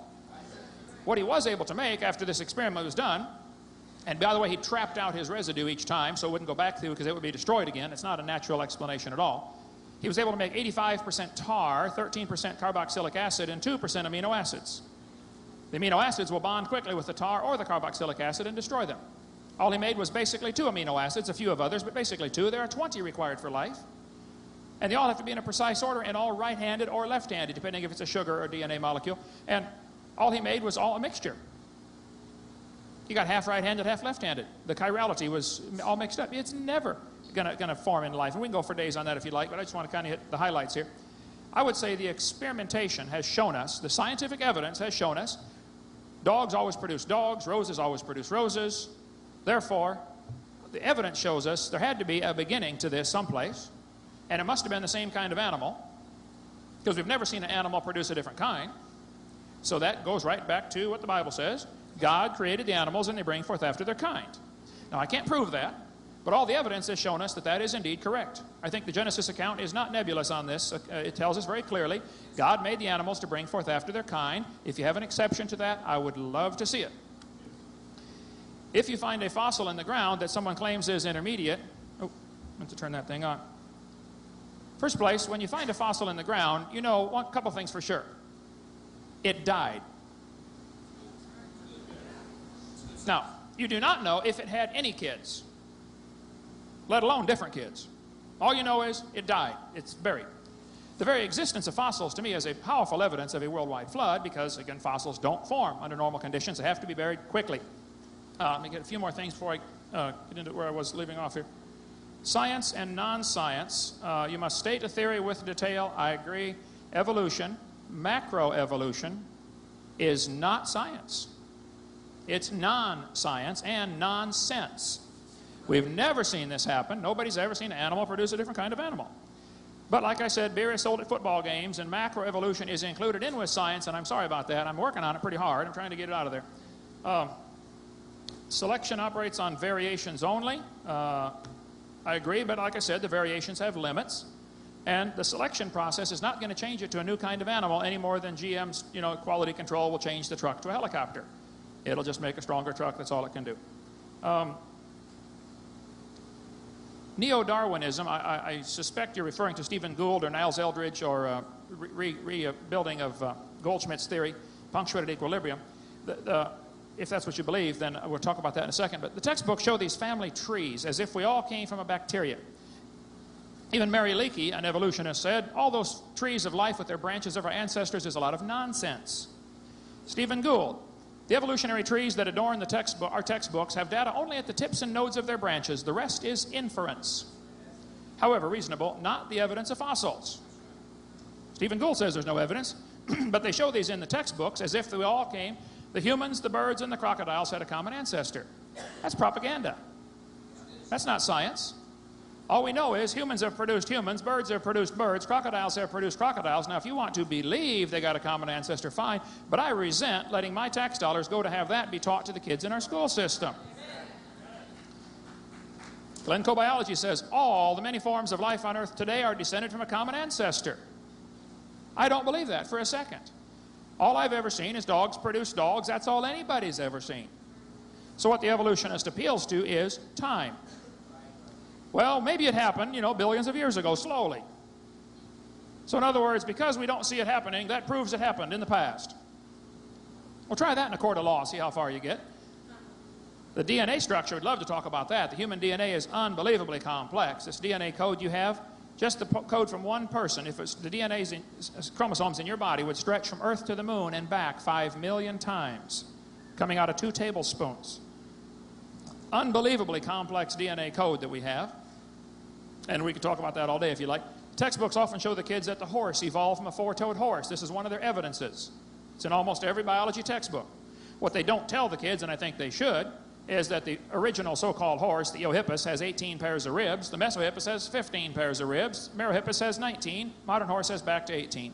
They also don't tell them that the experts on horse evolution are saying this horse evolution has not held up to scrutiny. Here's the problems with it. Othniel Marsh made this up in 1874. He picked animals from all over the world. He arranged them in the order he thought it happened. He did not find them in that order. Modern horses are found in layers with and lower than the ancient horses. The ancient horse is not a horse at all. It's a hyrax, still alive today in South America. It's the size of a fox. It's a meat-eating animal. There's no relation. The ribs are different, the toes are different, the teeth are different. It's just pure propaganda to arrange them in some fictitious order. That is not the way they're found at all. Tulsa Zoo finally took out their horse evolution display because so many people complained about it being inaccurate. I think that's fair. Yale University still has theirs, and I suspect your textbooks here still have theirs. Because after all, what would we replace it with? Arranging things in order doesn't prove a thing, folks. If I get buried on top of a hamster, that doesn't prove he's my grandpa. The order of burial proves nothing. And I think the fossil evidence is indicating that there was a worldwide flood and it shuffled these things around for several months during this flood. And animals are... By the way, if I handed a geologist at your university a piece of limestone and said, would you please tell me if this is Cambrian limestone, Jurassic limestone, Permian limestone? I mean, limestone's found in all the different eras. How do you know the age of the limestone? There is only one way they can tell the age of that limestone. By the index fossils. The fossils determine the age of the rock layer it comes from. But the rock layer determines the age of the fossils that are in it. Circular reasoning, folks, that's what it's based on. We can talk for several days on that if you'd like. I've arranged stuff in order for years. I proved knives evolved to forks very slowly over millions of years. I even found the missing link. Right between forks and spoons. There's the missing link right there. Just arranging something in order doesn't prove anything, folks. Can't believe textbooks are now telling the kids that birds are the descendants of dinosaurs. How absurd can you get? You don't just stick a few feathers on them and say, come on, man, let's go, you can do it. It's not quite that simple, folks. The birds have feathers, obviously. Reptiles have scales. This textbook says bird feathers evolved from the same scales that protected the dinosaurs so well. Nobody's ever seen that happen.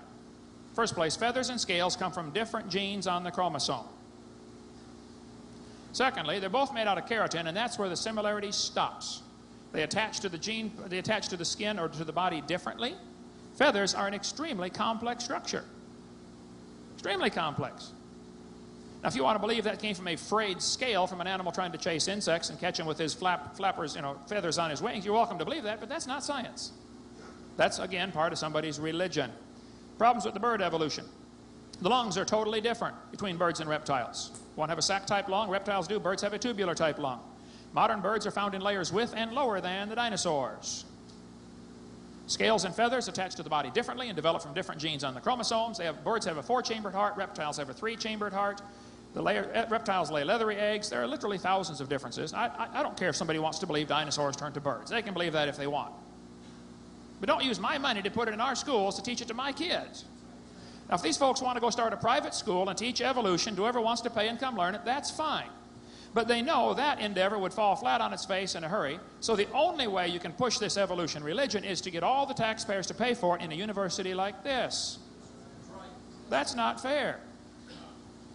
Swinson, British Museum of Natural History, largest fossil collection in the world, said the evolutionary origin of birds is largely a matter of deduction. There is no fossil evidence of the stages through which the remarkable change from reptile to bird was achieved. But the textbook says, boys and girls, Archaeopteryx is evidence. This is the one they always use, Archaeopteryx. They say it has claws on its wings, which is true. So do 11 other birds, the ostrich, the hoatzin, the turaco, the ibis. Several birds have claws on their wings. And the example here that this proves it used to be a dinosaur is again saying, look, he lost his claws. Okay. That doesn't prove how he got them. That's an example of losing. Same thing with the teeth in the beak. Not many birds have teeth. Archaeopteryx and Hesperornis are the only ones I'm aware of. But some fish have teeth, some don't. Some reptiles have teeth, some don't. Some of you have teeth, some don't. Again, it doesn't prove anything. And that's another example of losing, not gaining. That's not an example that's going to help the evolution theory. Textbook says the coccyx, the tailbone, has no present function. Now, this author is either extremely ignorant of anatomy, or he's a liar desperately trying to find evidence to support his religion. I would be nice and call him stupid. I hope he's not lying deliberately, but he certainly is stupid about anatomy. The tailbone is not a vestigial structure. It'd be nice to have a tail, wouldn't it? Be able to come to the door with 2 sacks of groceries. Charles Darwin said, if my theory be true, numberless intermediate varieties must assuredly have existed. Page 211, right here. Well, Charlie, what have we found? Largest fossil collection in the world, British Museum of Natural History, Colin Patterson, responded to the question, why didn't you show us any pictures of missing links in your book? Colin Patterson responded, I fully agree with your comments on the lack of evolutionary transitions in my book, if I knew of any, fossil or living. That's interesting. Why would you include a living creature as a missing link? He said, I would certainly have included them. I will lay it on the line. There is not one such fossil. That's why the whole chain is missing, folks. It's not a missing link we're looking for. Even Stephen Gould said the absence of fossil evidence for intermediary stages has been a persistent and nagging problem for evolution. That's why he and Niles Eldredge have got their theory called punctuated equilibrium. Now, Goldschmidt came up with this earlier, in the 1940s, I believe, that maybe the hopeful monster theory. Maybe a reptile laid an egg and a bird hatched up. And Gould and Eldredge polished it up a little bit, and they said, well, maybe just evolution happened in jumps or leaps. They call it saltations. See, Darwin said, evolution happens slowly and gradually over billions of years.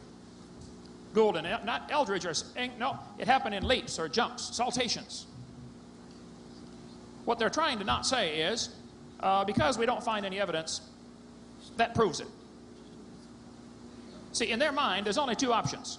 Evolution happens slowly, like Charlie said, or evolution happened quickly, like Stephen said. There is another option. Didn't happen at all. They don't want to consider that option for some reason. I don't know why. All fossils seem similar to living forms with no undisputed missing links discovered so far. Yes. Since we know evolution is a fact, even though there is no evidence, it happened slowly, this proves it happened quickly. That seems to be the logic, folks. I don't know how to handle with that.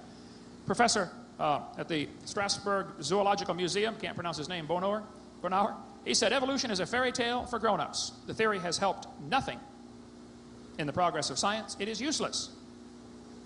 I would like somebody to show me what advancements we have because of the evolutionary theory. It's not why we have electricity. It's not why we have plastics or rayons or fabrics, or it's not why we went to the moon. It has nothing to do with... it's a useless theory. Malcolm Muggeridge said, "I am convinced the theory of evolution will be one of the great jokes in the history books of the future.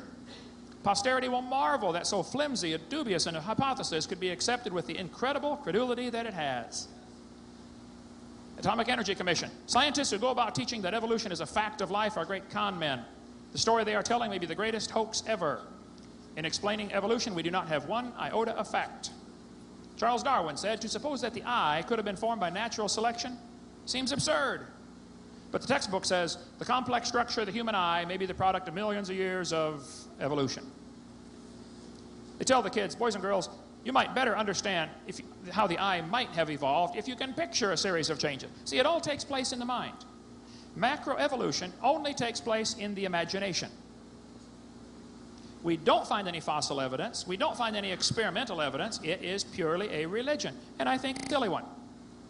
But again, if somebody wants to believe that, that's fine. Just don't put it in our school system.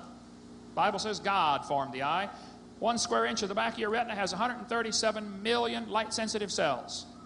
Now, how'd you like to be the electronics engineer and have to wire that thing up in 1 square inch?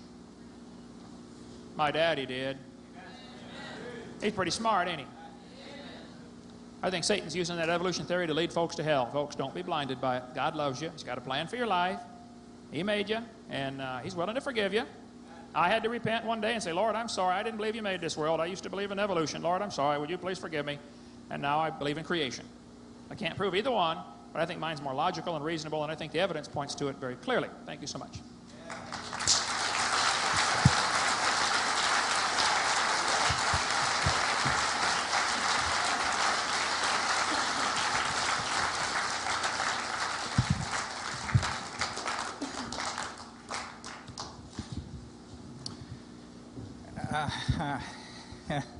I'm beginning to sense why I drifted away from Christianity many years ago from that.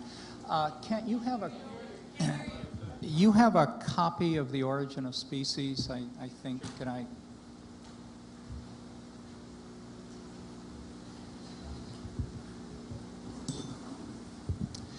There are a number of many points actually that Kent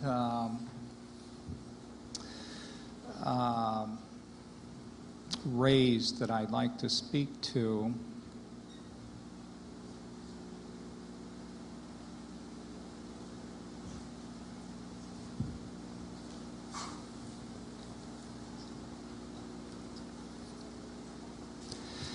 In The Origin of Species,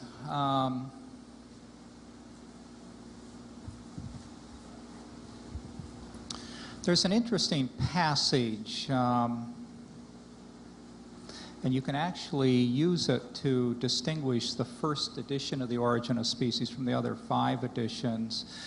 It's actually the closing passage, which reads that there is a grandeur in this view of life with its several powers having been originally breathed into a few forms or into one.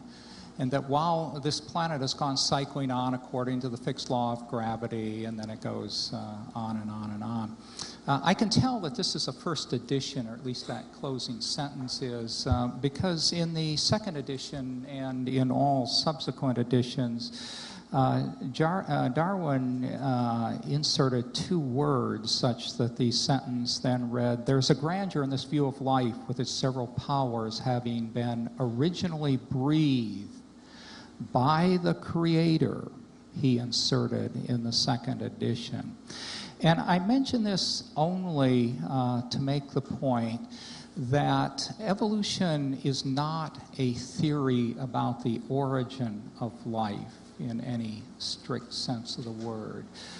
To Darwin and in its strict sense, the theory of evolution by natural selection as articulated by, as developed by Darwin and as articulated by evolutionary biologists like myself, is a theory of the diversification of life beyond its origin.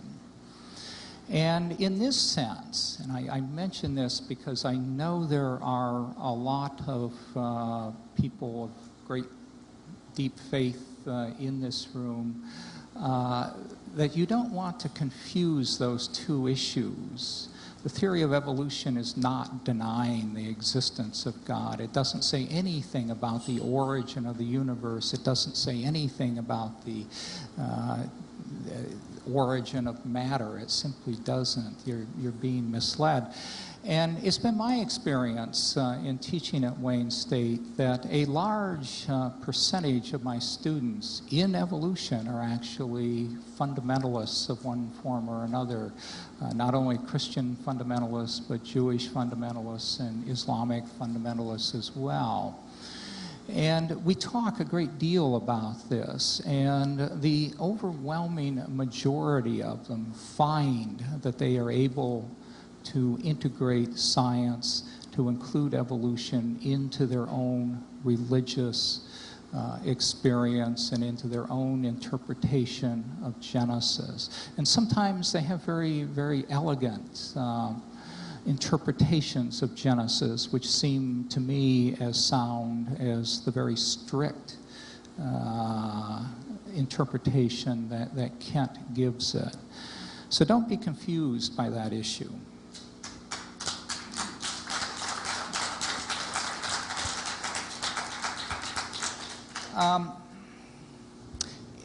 If I could just have my overhead, again, the one, I think it's the second one, the first set of the metaphysical principles.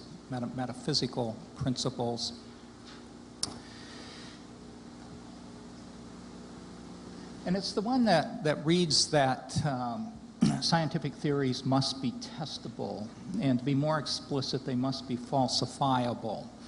And this idea, not only of testability, but falsifiability, is the great advance in the philosophy of science in the 20th century. The idea is usually attributed to Karl Popper, who died just a few years ago. But certainly Popper's motivation came from the dramatic changes in the physical sciences that occurred when Einstein's theory of relativity came to replace the older concepts of Newtonian mechanics, because Newton's mechanics were thought to be such a complete, such a perfect theory that it was inconceivable that they could be wrong. And not only that, they have been verified by observation, by experimentation, by gathering empirical data over and over and over again. And yet, they proved to be wrong. And hence, there was this dramatic shift in the philosophy of science, the realization that there are theories that could be wrong, that make predictions that are correct. In biology, one theory we often look at in competition with Darwin's theory of evolution is a theory developed by Jean-Baptiste Lamarck, which is based on the idea of spontaneous generation of animals of life from non-life, and the inheritance of acquired characteristics, and then a strange sort of internal vitalistic driving force. And Lamarck's theory makes many, many, many predictions that are borne out. It has much the same prediction set as Darwin's theory does. But it also has some problems, some shortcomings, specifically experimental evidence where characteristics experiments were done, particularly by August Weismann in the 19th century, where he cut off rats' tails and did experiments like that and demonstrated that genes genes do not acquire characteristics derived from the environment. That is, acquired characteristics are not transmitted to the next generation. And so Lamarck's theory was falsified, even though it makes many, many predictions. It explains much. So what we need to do if we are to consider Genesis as a scientific hypothesis is to explore how it can be falsified. That is the essence of science. What sort of predictions does it make that we could test against empirical data and either corroborate the hypothesis or falsify it? And one of those predictions, at least in Kent's interpretation, is that the Earth is 6,000 years old. Now, if that were the case, we would have found that to be the case using radiometric dating methods. When we do that, we find that the oldest rocks on Earth are something of the order of 3.8 billion years, not 6,000 years. And even here in Michigan, we have bones that we can carbon date that are more than 6,000 years old. And so I don't see how, within the scientific methodology, one can say that creation as a theory is anything but falsified. Now, we could carry that further, but in order to do so, we would have to make the Genesis hypothesis more precise. And one of the terms we've got to pin down is this word, this term, kind. What is a kind? And I put that question to Kent right now.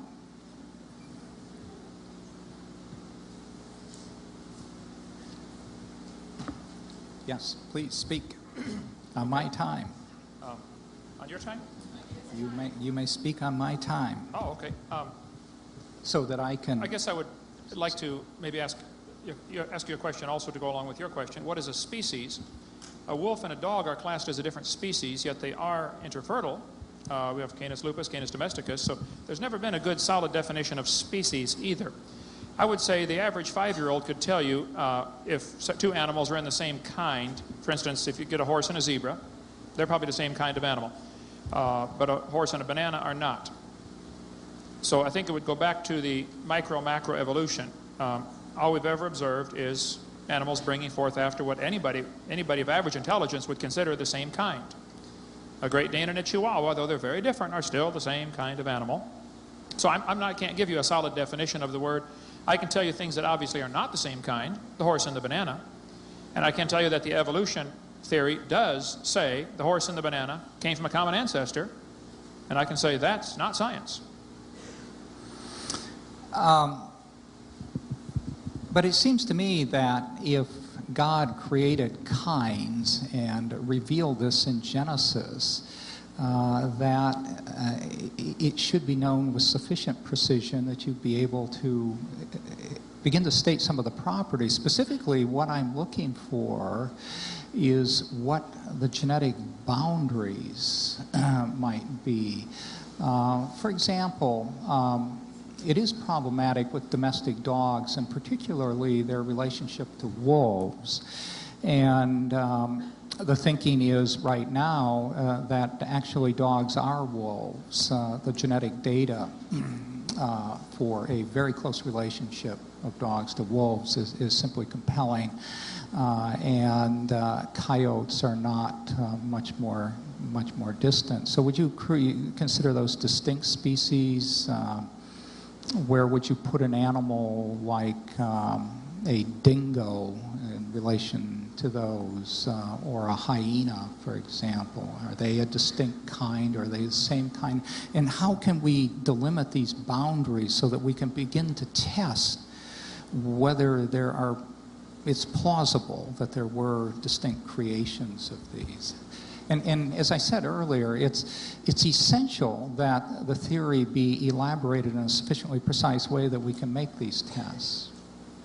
And let me speak actually to this issue of what is a species. This is my area of research, and to be honest with you, I don't know. Now, actually, and this is a pervasive problem, or a pervasive topic of discussion, let me put it that way. It's really not a problem in evolutionary biology. I just came back from an international ornithological congress in Durban, South Africa, and there was a whole symposium devoted to species definitions, and believe me, it was very contentious.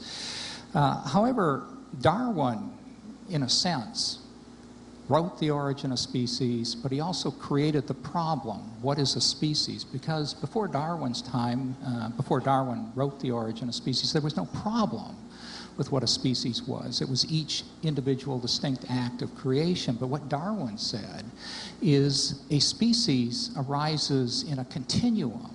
And the problem is that when we see species, we see distinct entities. Even though wolves and dogs can interbreed, anyone, at least anyone better, be able to tell the difference between a dog and a wolf. There is a profound difference between them. And there's this discontinuity. There are really few intermediate forms. There are no intermediate forms between bananas and dogs, or whatever example Kent gave. And the problem with defining species, I argue, is the same as that in defining kind. A process of evolution has occurred, and as a result, there are circumstances, there are situations that are in transition. One of the groups of birds that I work on, the flickers, the red and yellow shafted flickers of North America, are a prime example of two entities that were recognized as distinct species. They were described as such actually I think by Linnaeus, and certainly recognized as such by Audubon. And then suddenly, one day, there was a small hybrid zone found on the Great Plains, and it was found that they interbreed. It's a case where they are in the process of speciation, and this is why evolutionary biologists have a difficult time defining species. There are these intermediate situations. But Genesis, special creation, it seems to me, doesn't predict that. Why would a creator create things that were sort of capable of hybridization, that were intermediate, that weren't clearly defined? I simply don't know. Well, I would point out that probably the two types of birds that are now creating a hybrid zone may have indeed come from a common ancestor. It was a bird. That would again be just a classic example you just gave of microevolution. That's not an example at all to help, the general theory of evolution. What I've seen is exactly what I predicted at the beginning. There will be lots of examples of microevolution, and then people are left to make the giant faith of leap and logic into believing that that somehow proves the whole general theory of macroevolution. You gave us an example of two types of birds that are able to breed together. You asked what is a kind. I don't know that I can answer the question. Well, are all birds one kind? No. I don't know how many original kinds of birds there were. There's probably a lot of new varieties today. Can we, then, regardless of how many kinds there were, maybe we could figure that out if we could determine what distinguishes one kind from another in a genetic sense. What is the barrier? When would we know that we've crossed from one kind to another? I think that is a very valuable area of research, and that's the type of research scientists ought to be doing. That's perfectly legitimate. That has nothing to do, though, with the general theory of evolution.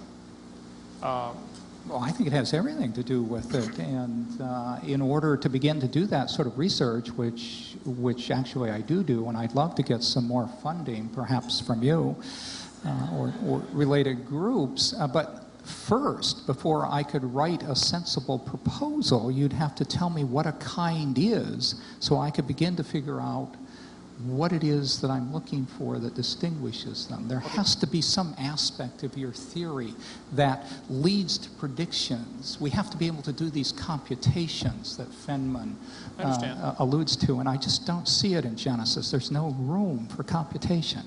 I don't see that in evolution either. You yourself said this is your line of work, but you can't define what a species is.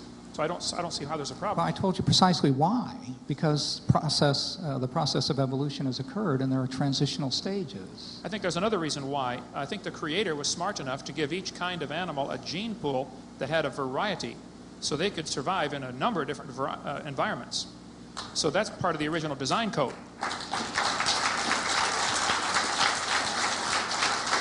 Well, if that were the case, why did he shortchange the cheetah, which is a large African cat, which at first blush would look to be marvelously adapted? It can run at a speed of something close to 70 miles an hour, but it seems to have virtually no genetic variation in its population. Did God have an off day, or... No. I think the cheetah is probably swimming in the shallow end of the gene pool, as is probably the panda bear. I think the panda bear is part of the original bear kind, and it, unless drastic measures are taken, it is doomed to extinction because of numbers of factors. It is probably just like a chihuahua. A chihuahua is the shallow end of the dog gene pool. If I gave you 500 chihuahuas and told you to crossbreed them until you get back to a Great Dane, it wouldn't happen. You can't get back to a Great Dane because so much genetic information is lost. The cheetah is probably part of one of maybe several different original cat kinds, and the cheetah is indeed genetically deficient and has serious problems. I agree, but that has nothing to do with evolution, and it's not a slam on the Creator. It's just the gene pool has reached its limit, and the cheetah is right at the edge and probably will not survive. But that doesn't prove we all came from a rock, and it certainly doesn't prove the cheetah and the banana are related. It's still a cat.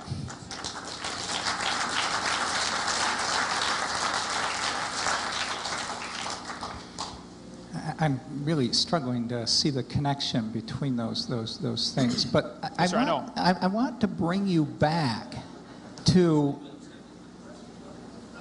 giving me something about the nature of kinds that would allow me to distinguish at the genetic level. Okay, would you say that a goldfish and a carp are the same kind of animal? I don't know what a kind is. Would you say are they the same species? Is a goldfish a subspecies of the carp genus? I would say that that's a marginal case, but I could explain probably fairly clearly in terms of the population genetics that underlies neo-Darwinian theory of why it's a marginal case. I point out also that species is not an essential concept in neo-Darwinism. It's more a concept of convenience, whereas kind is an essential concept in the Genesis hypothesis because that's what God created. Well, I think the species is the whole argument. You've got the book in your hand over there, or on your table. That was Darwin's whole point, the origin of species. So, what is the origin of species? It is by a process of descent with modification through insensibly distinct intermediate forms. It's a continuum. And as I mentioned earlier, that's the problem with defining species, because species, the concept of species involves the discontinuity that we observe between carp and goldfish, between red-shafted flickers and yellow-shafted flickers.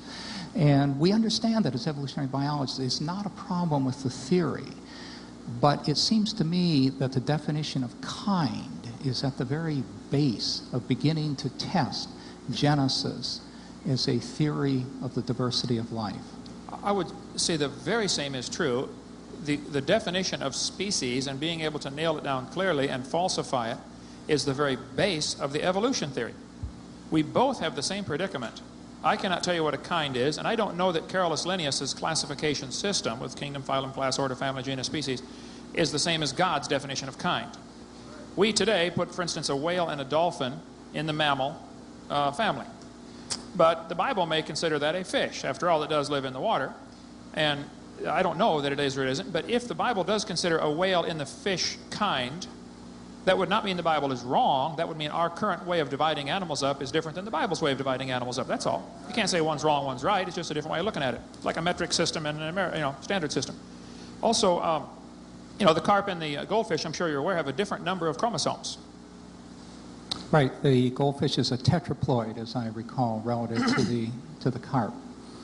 And the goldfish is... And I might add that there are actually a number of cases among animals, and many cases in plants, where species, and I'm going to begin to put that in quotes, have different chromosome numbers and yet hybridize Sure.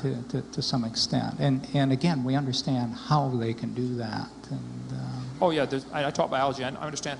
But the hybridization... And that raises another interesting question about how chromosome number relates to kind and what God had in mind in that respect.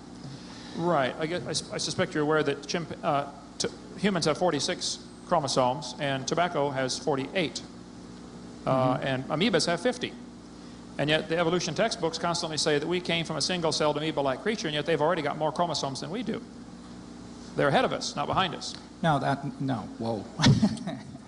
Actually, I don't even know what species have the most chromosomes, but it's certainly not related to phylogenetic progression. I know of no evolutionary biologist that makes that claim. I agree. No evolutionary biologist makes that claim because the data is so against the evolutionary theory. I've got a chart. No.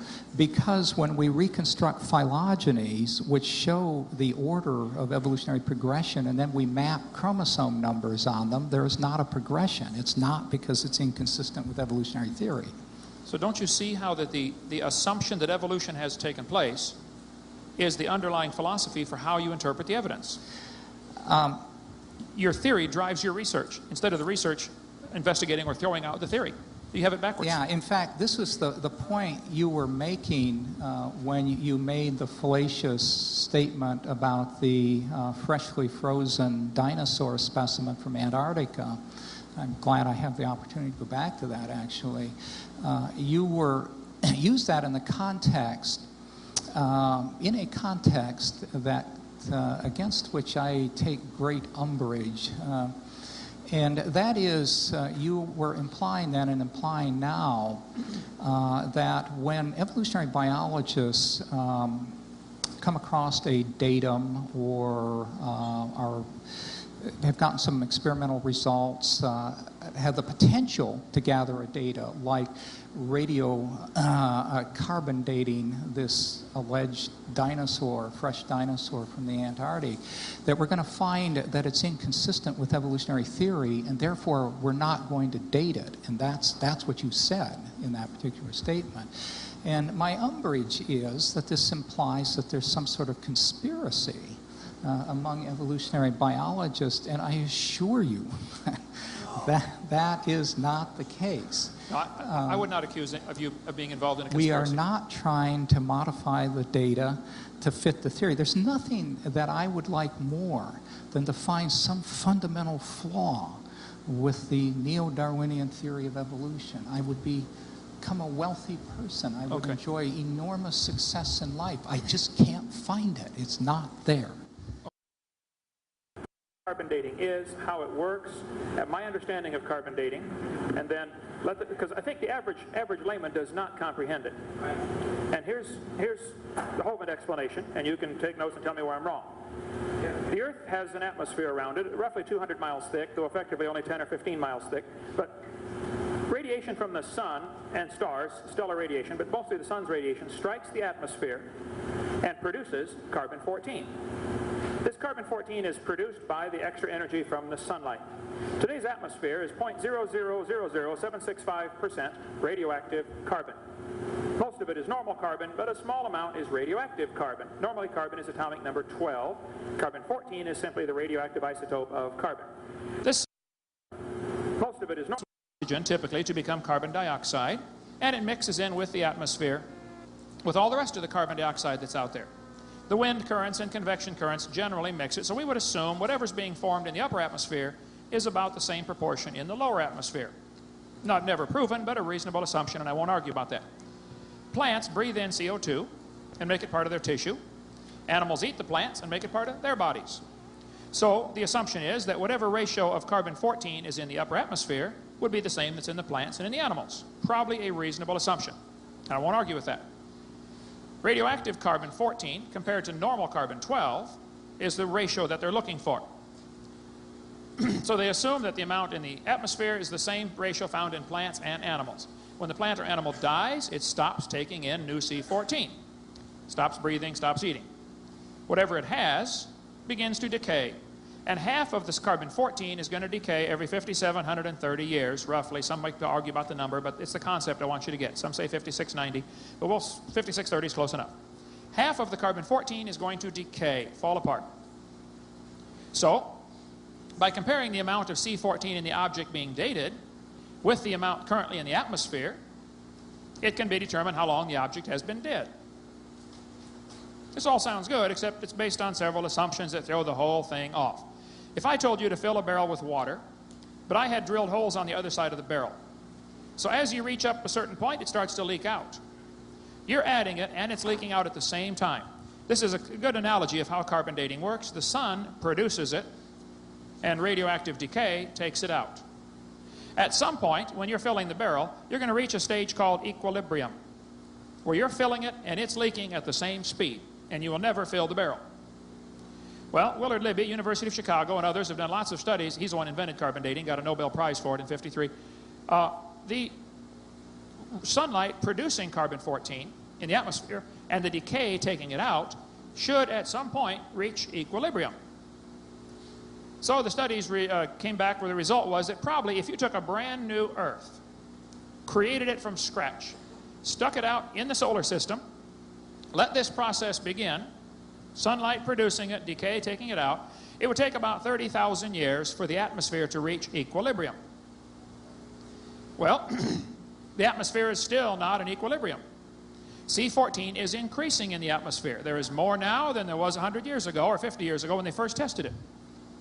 So that proves carbon-14 is a great proof the Earth is less than 30,000 years old because it is still not in equilibrium. Today, the calibration curve for carbon dating, you get about 16 clicks on your, this is a rough analogy here, about 16 clicks per minute per gram of C14. If you waited 5,730 years, you would expect to get half that amount, or 8. If you wait another 5,730 years, you would get only 4 clicks per minute per gram, and you would assume the object is 11,400 years old. Theoretically, it never goes to 0, but the line diminishes to where it's unmeasurable after 30 to 50,000 years. You just can't measure it because the line's basically straight. So I agree, if it all works right, you would get 30 to 50,000 years able to measure with carbon-14 dating. Problems, serious problems associated with this, and we can talk about all the other dating methods if you'd like. But if you walked into a room and found a candle burning on the table, and I asked you the question, when was it lit? You say, I don't know, it was burning when I walked in. Well, we can do some things to this candle that are called empirical science. Hard, testable, nobody's going to argue with you, science. We can measure the candle. Let's suppose it is 7 inches tall. We get all the scientists in the world, we all measure it with incredible, precise instruments, and we all agree it's 7 inches tall. How long has it been burning? Anybody know? I won't tell you, will it? Let's do some more empirical science. Let's measure how fast it burns. Let's suppose, after extensive testing, we all agree it's burning an inch an hour. Nobody's going to argue with the fact. Now, who can tell me how long it's been burning? 1.3 million years. Correct. You got it.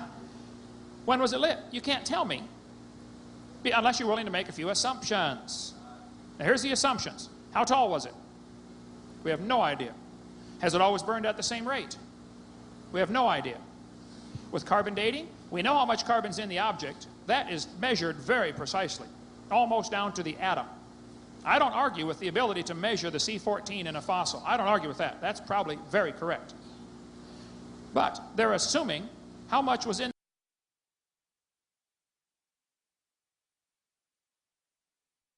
the laboratory always been the same?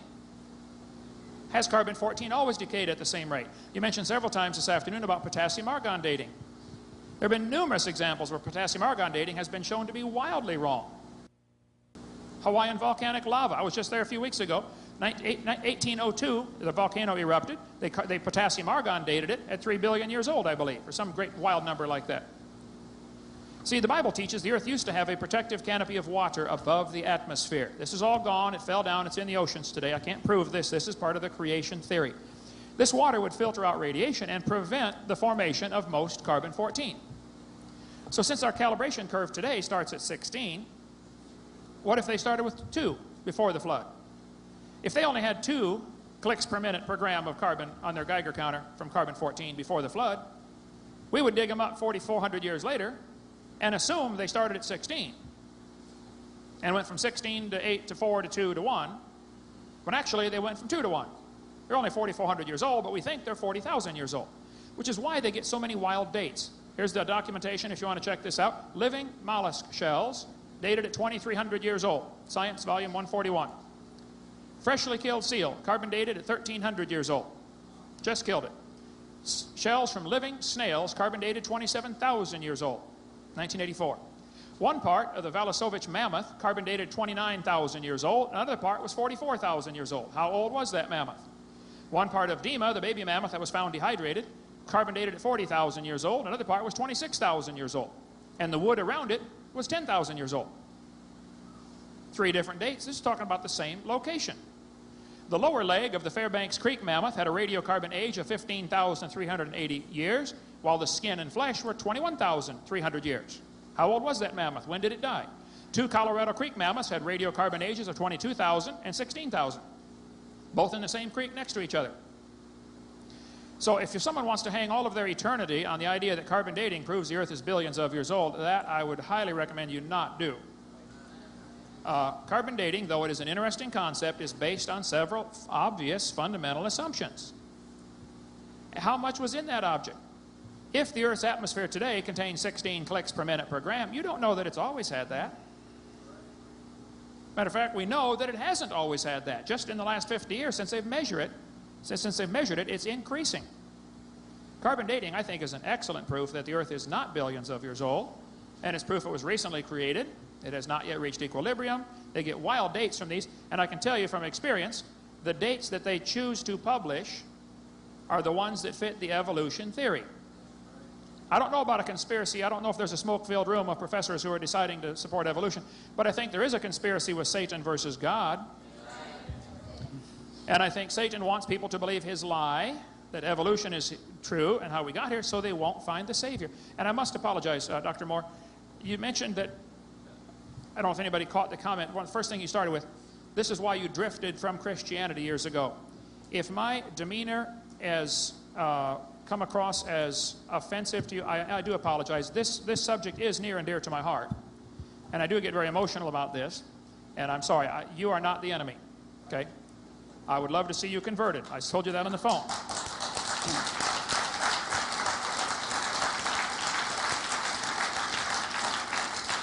And I'll close here. I think you have been blinded into seeing evidence for microevolution, and somebody somewhere taught you that this proves macroevolution, and you believed it. And I don't know why, but I think I would like to convert you from that. And I think you have a profound influence on hundreds or maybe thousands of students over your career here, and which is great if you're teaching them the truth. But if you're spreading a false religion, then yes, I do get emotional about that when I have to pay for it. I'm sorry about that, but I do apologize.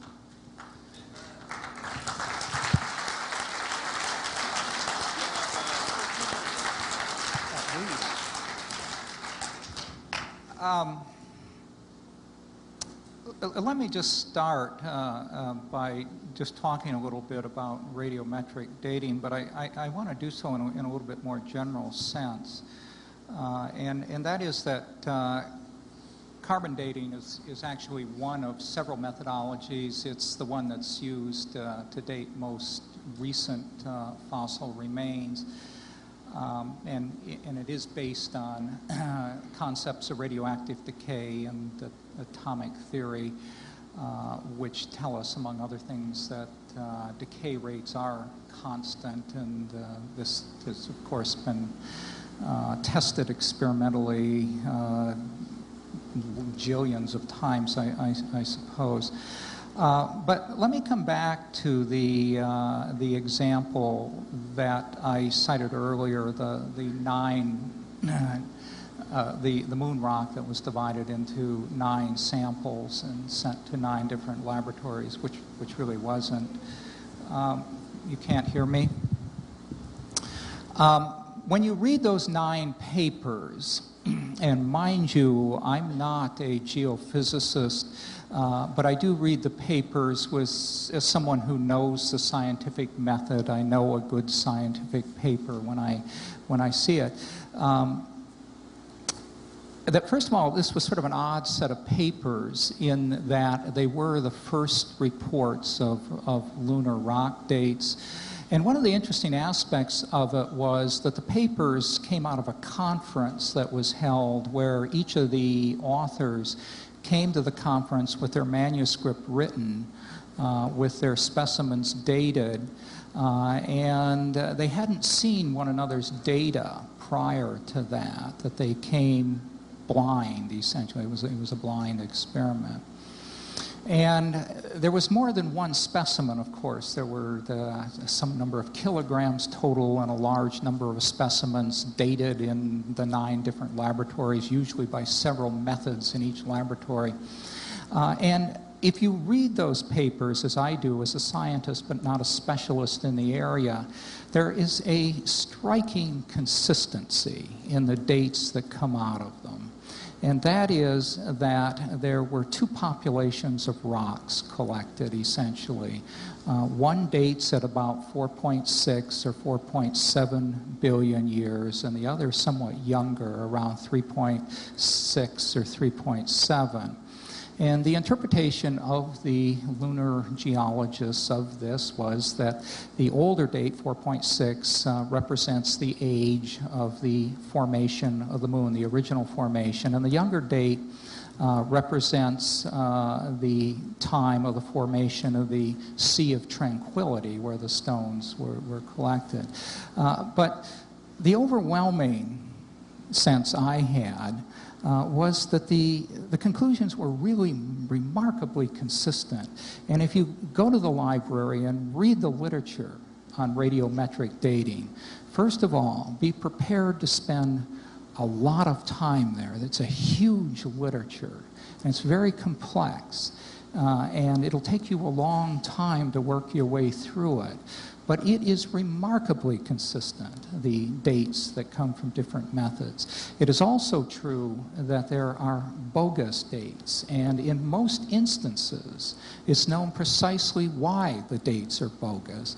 Radiometric dating of almost virtually every sort does not work well with metamorphic rocks, for example, the potassium-argon method. And that's because as the rock metamorphoses, the argon escapes, and you end up with a bogus date. In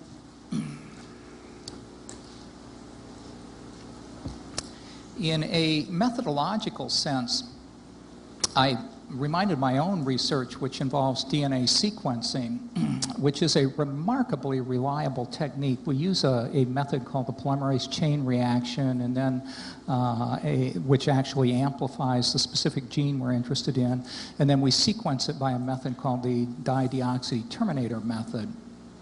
And we take extraordinary precautions when we're in the laboratory. First of all, it takes a long time to reach the level of technical skill that allows you to do this. It takes our students have completed their undergraduate work. They're usually well into their doctoral programs before they begin to sort of come to grips with the theory of this. But in any event, the results we get are very reliable. But occasionally, we get a bad sequence.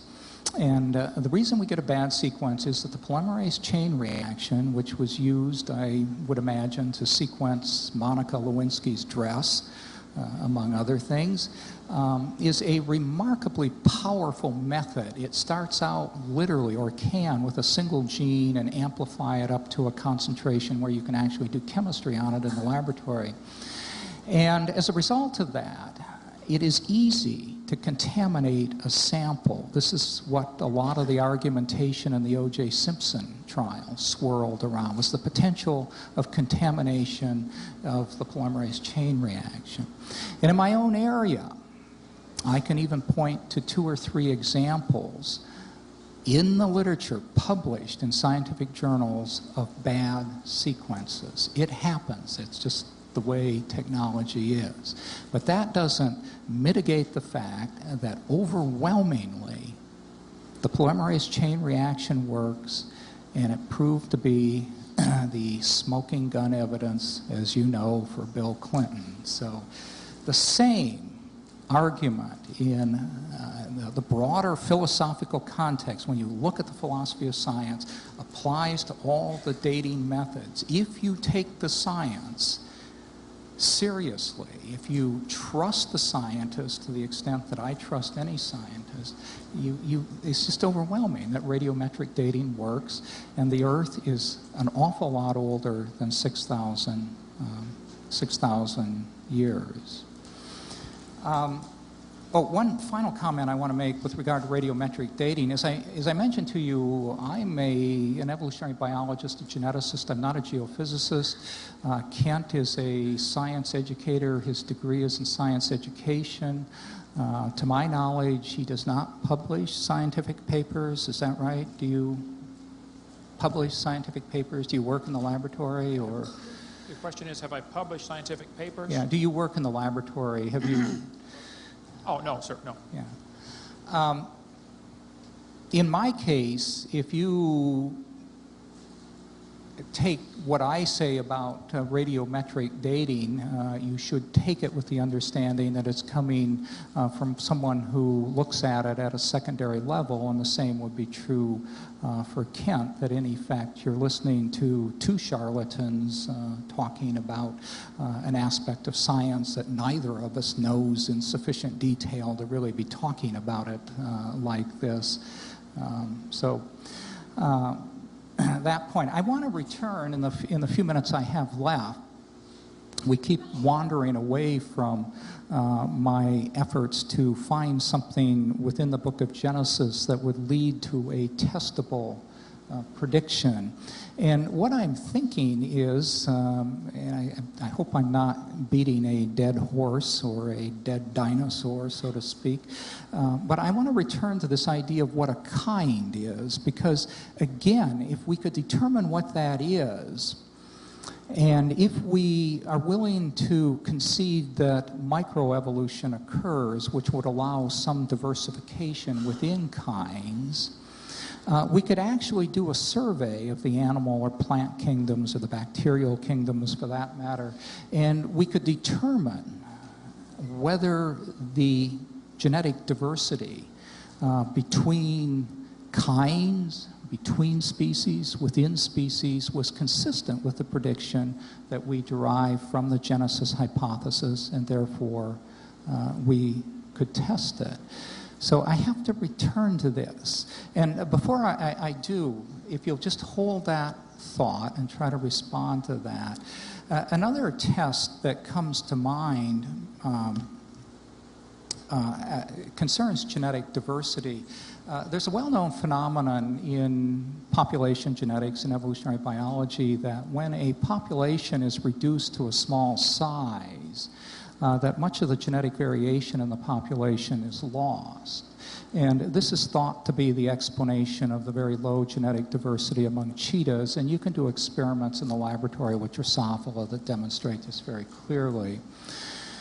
It is the case, and Genesis is fairly clear about this, that in the flood of Noah, that species pairs were put on the ark 2 by 2. Actually, there's a distinction between clean animals and unclean animals, and I'm not sure what that is, but unclean animals were brought on 2 by 2, and yes, clean animals, I think in pairs of 7 or 6 or something like I don't remember exactly. And that with regard to the human population or human sample on the ark, there was Noah and his wife, his 3 sons and their wives. Now, this is a population bottleneck, which, according to the Genesis hypothesis, occurred 4,000 years ago. And among other things, it would mean that there was only a single Y chromosome, that is Noah's male sex-determining chromosome. And I haven't done the calculations exactly, but we could. I mean, we could actually test this hypothesis. We could calculate how much genetic diversity there should be in modern populations, applying the uniformitarian principle of science, which I claim is essential if you're doing science, which would be to base it on mutation rates that we measure in the laboratory. And we could calculate what the genetic diversity of human populations ought to be. And where we want to look first, as I said, is at the Y chromosome, then the mitochondrial genome, because it's transmitted only through the females. We'd have even a smaller bottleneck there. And then we would want to look at the nuclear genes. But I claim, without having the data in hand, that the genetic diversity in human populations vastly exceeds a bottleneck of that sort. If we had really gone through the Noachian bottleneck, then heart transplants would not be near the problem they are today. The problem with all tissue transplants, heart transplants, liver transplants, has to do with the enormous diversity of the major histocompatibility genes. There are more histocompatibility alleles than it seems plausible could have come through that bottleneck. And not only that, there are histocompatibility genes within humans that are more similar to histocompatibility genes within gorillas than they are to other histocompatibility genes in humans. There's this enormous diversity, and I don't understand how that could have come through the bottleneck of that size. So I want you to address the problem of defining kinds such that we can look at how genetic diversity ought to be partitioned between kind species and within species, and then address this problem of the seemingly excessive genetic variation. Okay, I'd be glad to do that. We've got quite a few questions have come in, right? Yeah, if you don't mind, we appreciate all that you all have done, and we all enjoyed it very much. Like, maybe we give them all a big hand.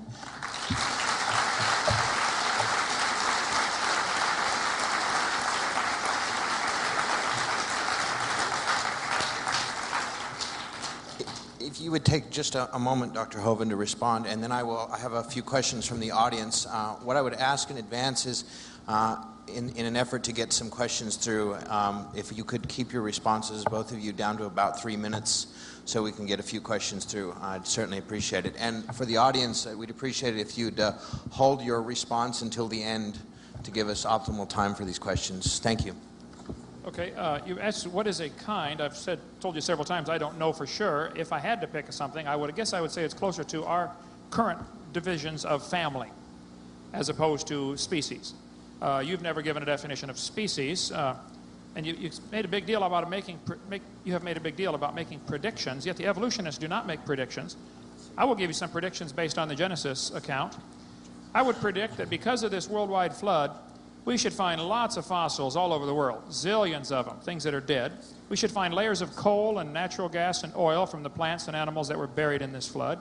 We should find sedimentary rock over most of the earth. We should find fossil seashells on top of major mountain ranges all over the world. That's a prediction, which obviously is true. I mean, everybody knows, and that's the way it is. So I think that's a reasonable prediction from Genesis.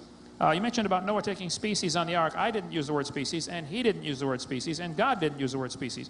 God says 2 of every sort and 2 of every kind. Sorts and kinds are the only words used to describe these animals. So your whole effort seems to be to try to box somebody into a corner to make a definition of kind, when you're not willing to do that on species. And then if somebody did make a definition of kind, like I said, okay, if I had to, I would say probably more like a family, you will then devote enormous amounts of research to determine how that could be wrong, and yet you won't devote the same amount of research to study how your idea could be wrong of evolution. It's very one-sided here. It seems to be more anti-creation than it is pro-science. I would point out, as far as the bottleneck of coming through Noah's family at the flood, all of us coming from a rock is an enormous bottleneck, which is what the evolutionist ultimately believes. We all came from a single common ancestor. You talk about a bottleneck, that's just simply not possible. You mentioned about the carbon dating. You may be aware that when Richard Leakey found the skull, KNM ER 1470, found 1972, it looked like modern humans, but it was found under the KBS tuft. Now, the KBS tuft had already been dated by potassium argon dating from Nature magazine, April 18, 1970, page 226. It had been dated at 212 million years old. This date had been verified several different ways. Everybody accepted the date of the KBS tuft at 212 million years old until they found the human skull underneath. The only way they knew the potassium argon date was wrong was the fossils didn't match the theory. So evolution, assumption, was the driving force to change the date of the KBS tuft. It was dated numerous times. There's quite an article about it in here. 10 samples were dated and ranged from 0.52 million to 2.64 million, a wide range of dates, and there's all the data right here. I'll be glad to I'll let you see this afterwards. So I think it'd be a false characterization to say that carbon dating is consistent or that anything about it is consistent. The theory of evolution and the assumption of how old the thing should be based on the layer it's in, that drives the consistency, because only the dates that agree with the theory are published. Well, that's not science. That's, they did the same thing in the Soviet Union. Find a teacher 10 years ago, and get a teacher and put him in the Soviet classroom 10 years ago, have him stand up and say, boys and girls, I don't think communism works. I think capitalism is a better theory. What would happen to that teacher? Well, he'd be shoveling snow in Siberia if he survived. And I would be willing to make a prediction that if a teacher in this university stood up and said in their class, I don't think evolution, the macroevolution, is a reasonable theory. I think it's never been observed. It's purely a religion. I think creation's a better explanation for how we got here. He wouldn't be shot or go to Siberia, but he'd probably lose his job. I would be willing to bet the $10,000 you have on the table that wouldn't happen if the faculty member had tenure. Even if he didn't, it simply wouldn't happen. Are you familiar with Dean Kenyon at Stanford University? Dean Kenyon wrote books about evolution. He was a strong supporter of evolution. He got converted and became a creationist. He wrote the book of Pandas and People. They tried to fire him, but he was already tenured. Stanford University, they made him a lab assistant. Call Dean Kenyon and ask him if there's any prejudice against creationists. 10,000.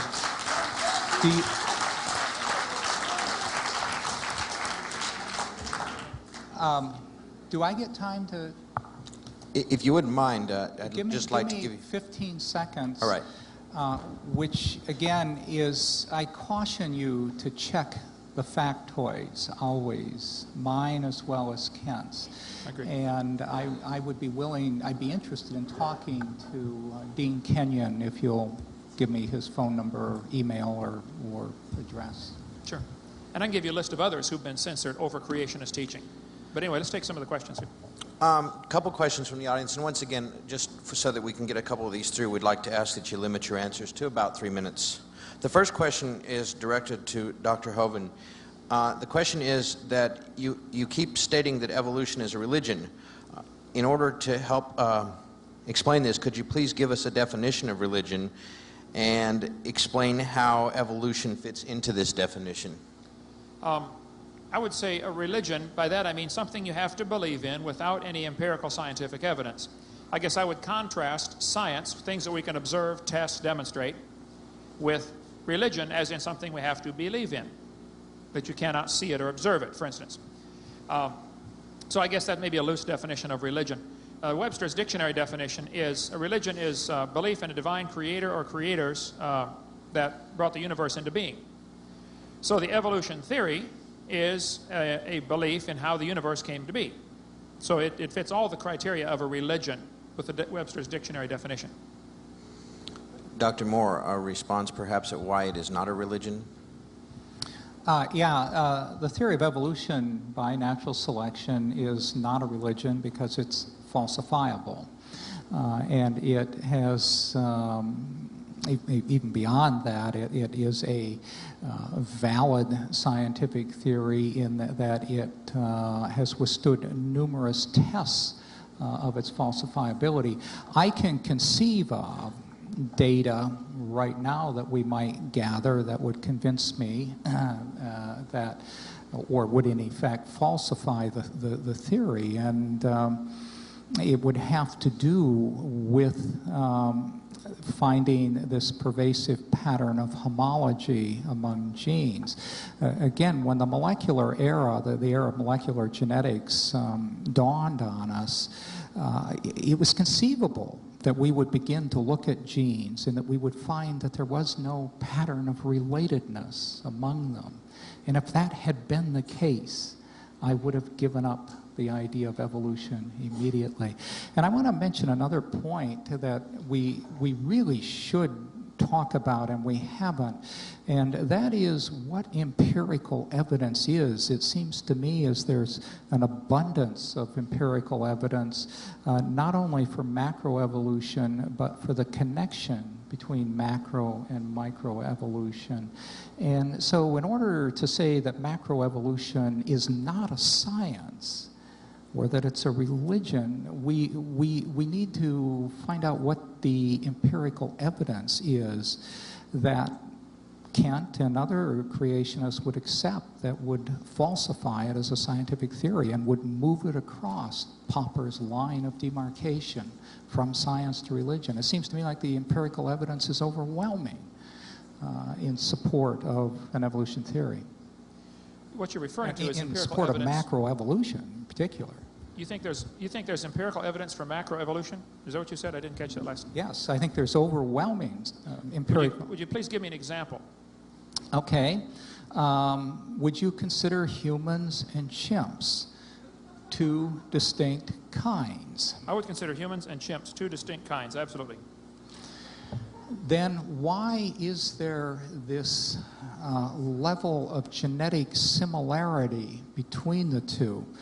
But I really don't need to ask you that question. I'd like to have the question. The challenge is, though, is that a test of a prediction of evolution theory? And evolution theory predicts that all species arose from previously existing ancestral species, and that means that they not only acquired their anatomy by a process of modification through evolution from the common ancestor, and so one should see homology at that level, but you should see homology at the genetic level as well.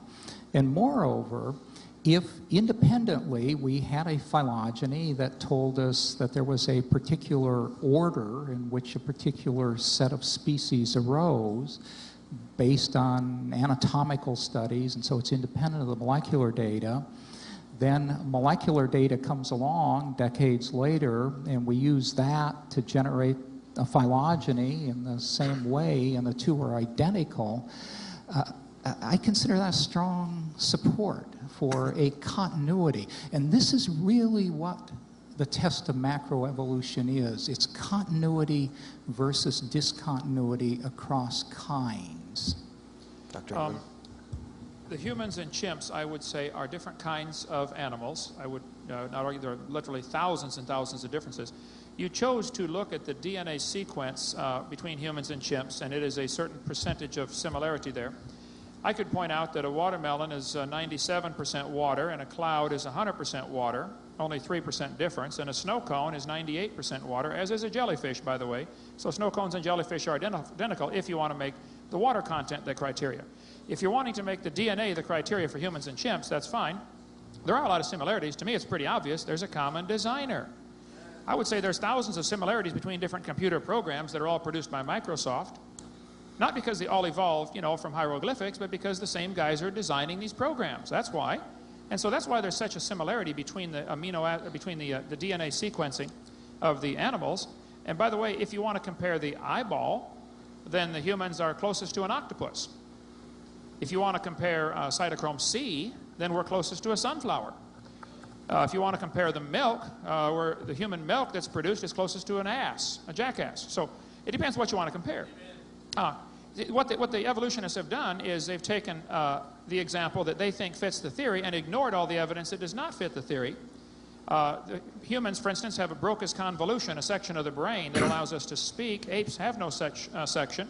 The foot structure is absolutely, totally different. You know, they have a grasping foot where we do not. Apes and chimps, neither one can touch all their fingers to their thumb. I would say the hair distribution on the body is pretty obviously different in some cases. It depends what you want to compare. I would point out that the Honda Prelude and the Honda Accord have thousands of similarities and probably thousands of interchangeable parts. But that doesn't prove they came from a Chevy. It proves they came from the same designer. So the evidence you're giving is classic. It can be used just as well as evidence for creation. So I don't see why I should have to pay for your particular interpretation of this evidence to be taught to all the kids as science, when it's simply your religion. It's something you believe. Dr. Hovind, another question addressed at you. The question is based on first principles. If the first principles of religion begin with God, how did God come into being? And if God wasn't created, then doesn't this imply the possibility that matter can in fact create itself? Well, there really are only two options that anybody's been able to figure out.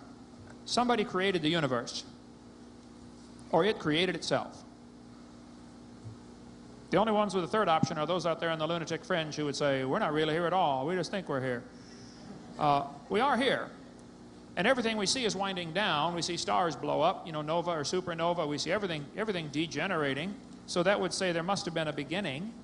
And just the simple concept of geometry, you know, with infinity, if matter is infinitely old, and if time is indeed eternal, if time has always been here, then you really couldn't get to today, because when did it start? I mean, just the fact that we are here today proves there was a beginning. There has to be a beginning to this time. The Bible's very clear in Genesis chapter 1. In the beginning, God created the heaven and the earth. The beginning is a reference to time. God started time. In the beginning, God created the heaven, a reference to space. God created time and space and matter. Those three are a continuum. One cannot exist without the other. You cannot have matter without space. You cannot have matter and space without time. The three had to come into existence simultaneously. Now, the fact that God is outside of that and is beyond my comprehension makes him worthy of worship.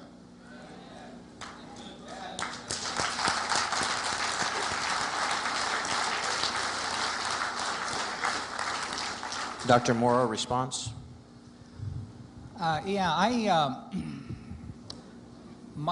My response, I mean, this is a question that it sort of comes in on a personal level, and so I have to sort of answer it on that level.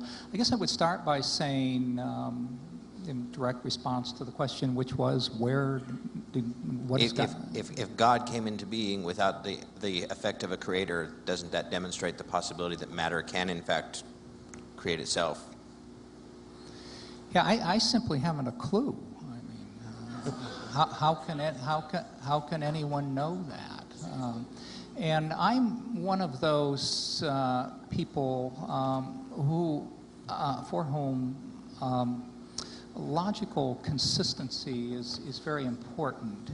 And I am a scientist in my thought processes at home as well as in my laboratory and office. And the nature of God, the nature of the beginning, falls outside of the scientific method. I mean, the science just doesn't deal with that. And because I practice science in my thinking at all times, I'm necessarily an agnostic. It's the only logical conclusion, it seems to me, that one can come to. There's no way of knowing the nature of God. And I counsel those of you who follow our religious faith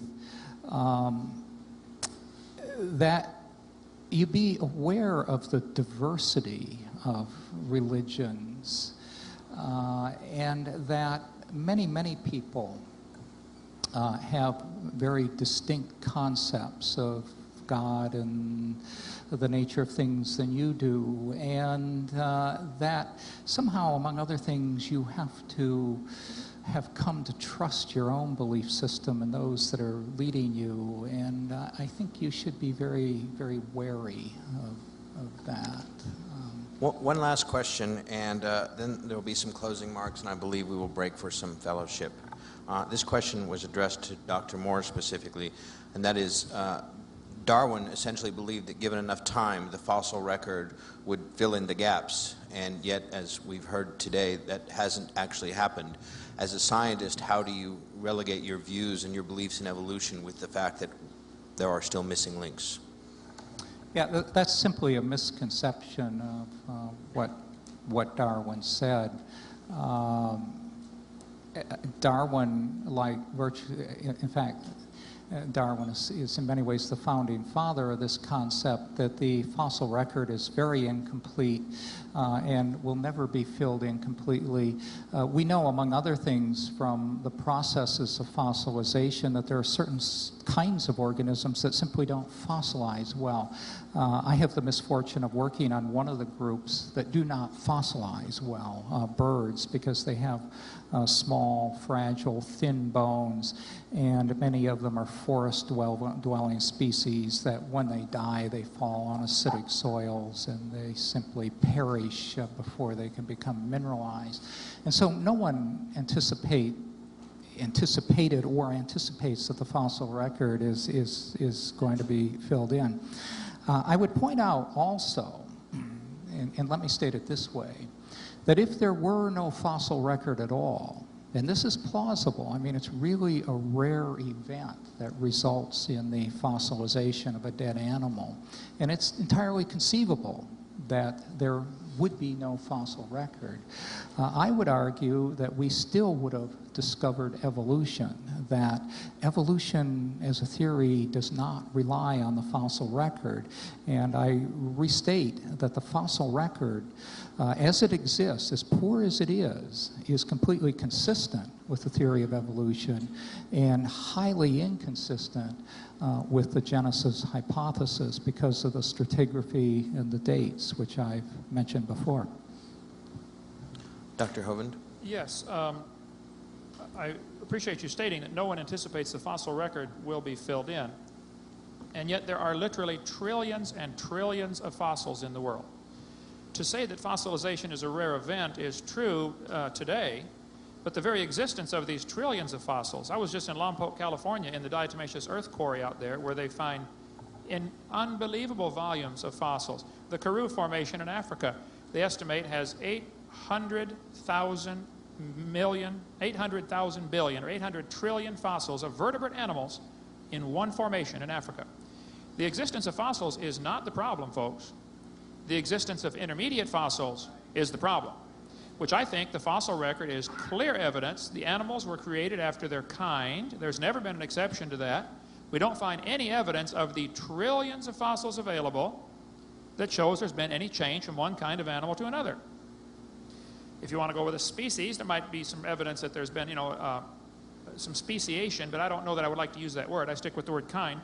And to say that the fossil record is consistent with the theory is just simply not true. Stephen Gould said, and Niles Eldredge said, and you yourself said tonight, you follow the idea of neo-Darwinism, which, if I understand what you're saying, is the punctuated equilibrium model of Stephen Gould. No, that's incorrect. I meant to correct that earlier. But. Okay, do you agree with Stephen Gould, then, that the fossil record does not show intermediates, therefore evolution must have happened in jumps, in small populations? Do I have 10 minutes to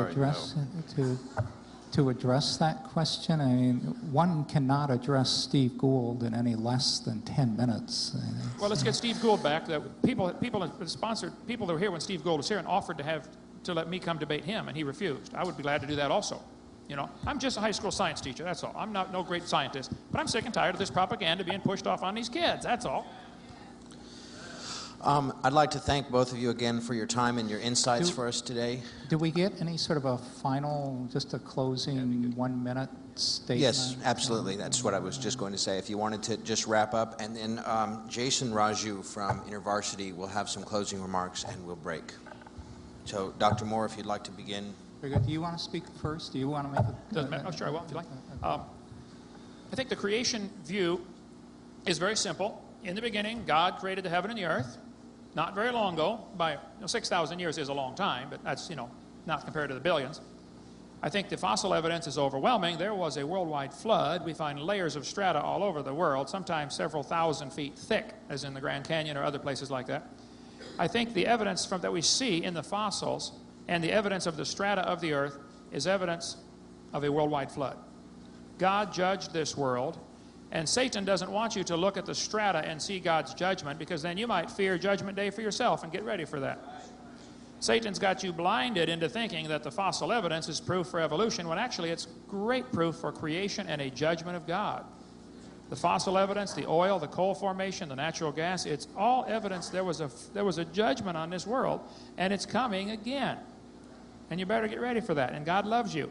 I have a very hard time finding opponents for debates, especially a second debate with the same opponent. That is just about doesn't happen. I would be honored, Dr. Moore, to debate you. I appreciate your kind manner. You didn't get hostile and yell. And it's a very emotional subject with me, obviously, but I'm trying to stay calm. But I would be honored to debate you again, or you and Stephen Gould together, or you and any 10 other evolutionists you can get. I would like to see some scientific evidence for the macroevolution concept. And until there is some, I would like it removed from the schools. It's just a religion that people believe in. And I fear that if you continue following that and don't trust Christ as your Savior, you'll go to the hell that you may or may not believe in. I don't want that for you, okay? God loves you. Thank you so much.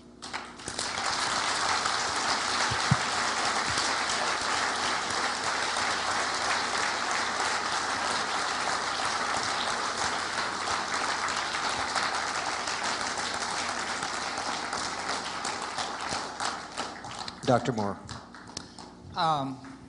Well, I thank you, first of all, for your concern. I guess I would start by saying deja vu all over again. We're beginning to talk about teaching evolution, teaching creation in the schools.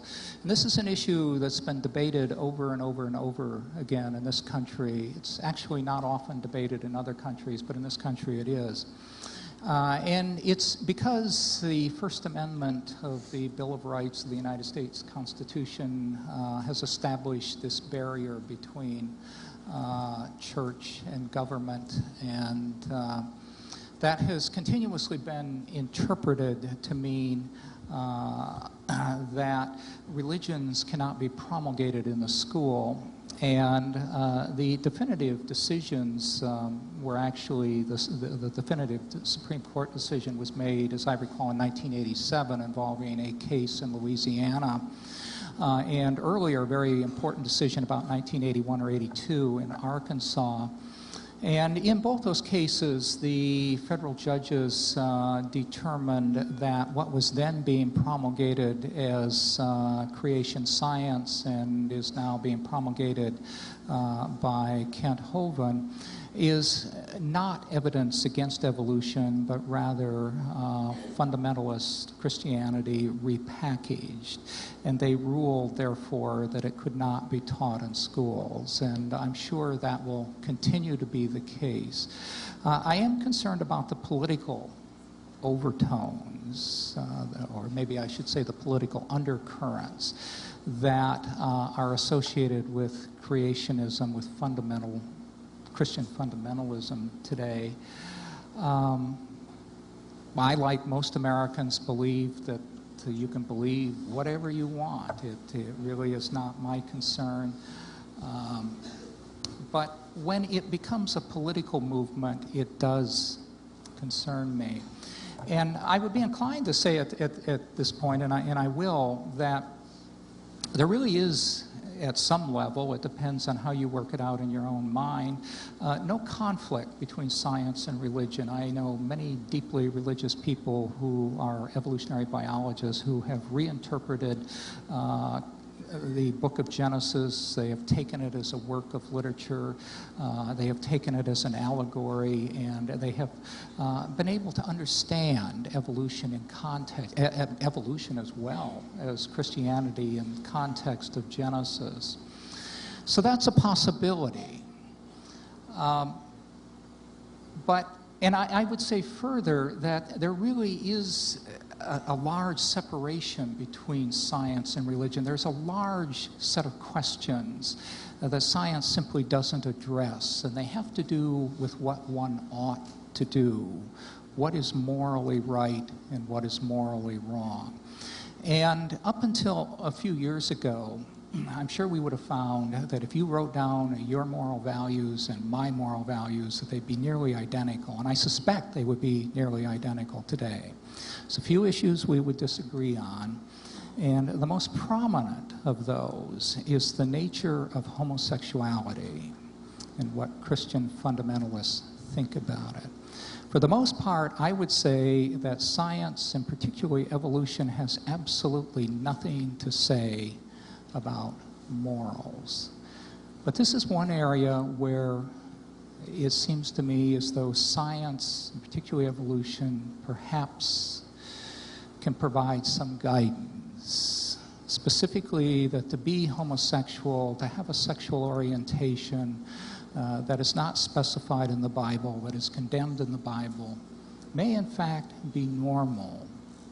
And that what Christian fundamentalists are beginning to do now in attacking and criticizing homosexuals is becoming very political in what I view as a very sinister way. And I caution you to think very, very carefully about your faith and the prophets that you're following.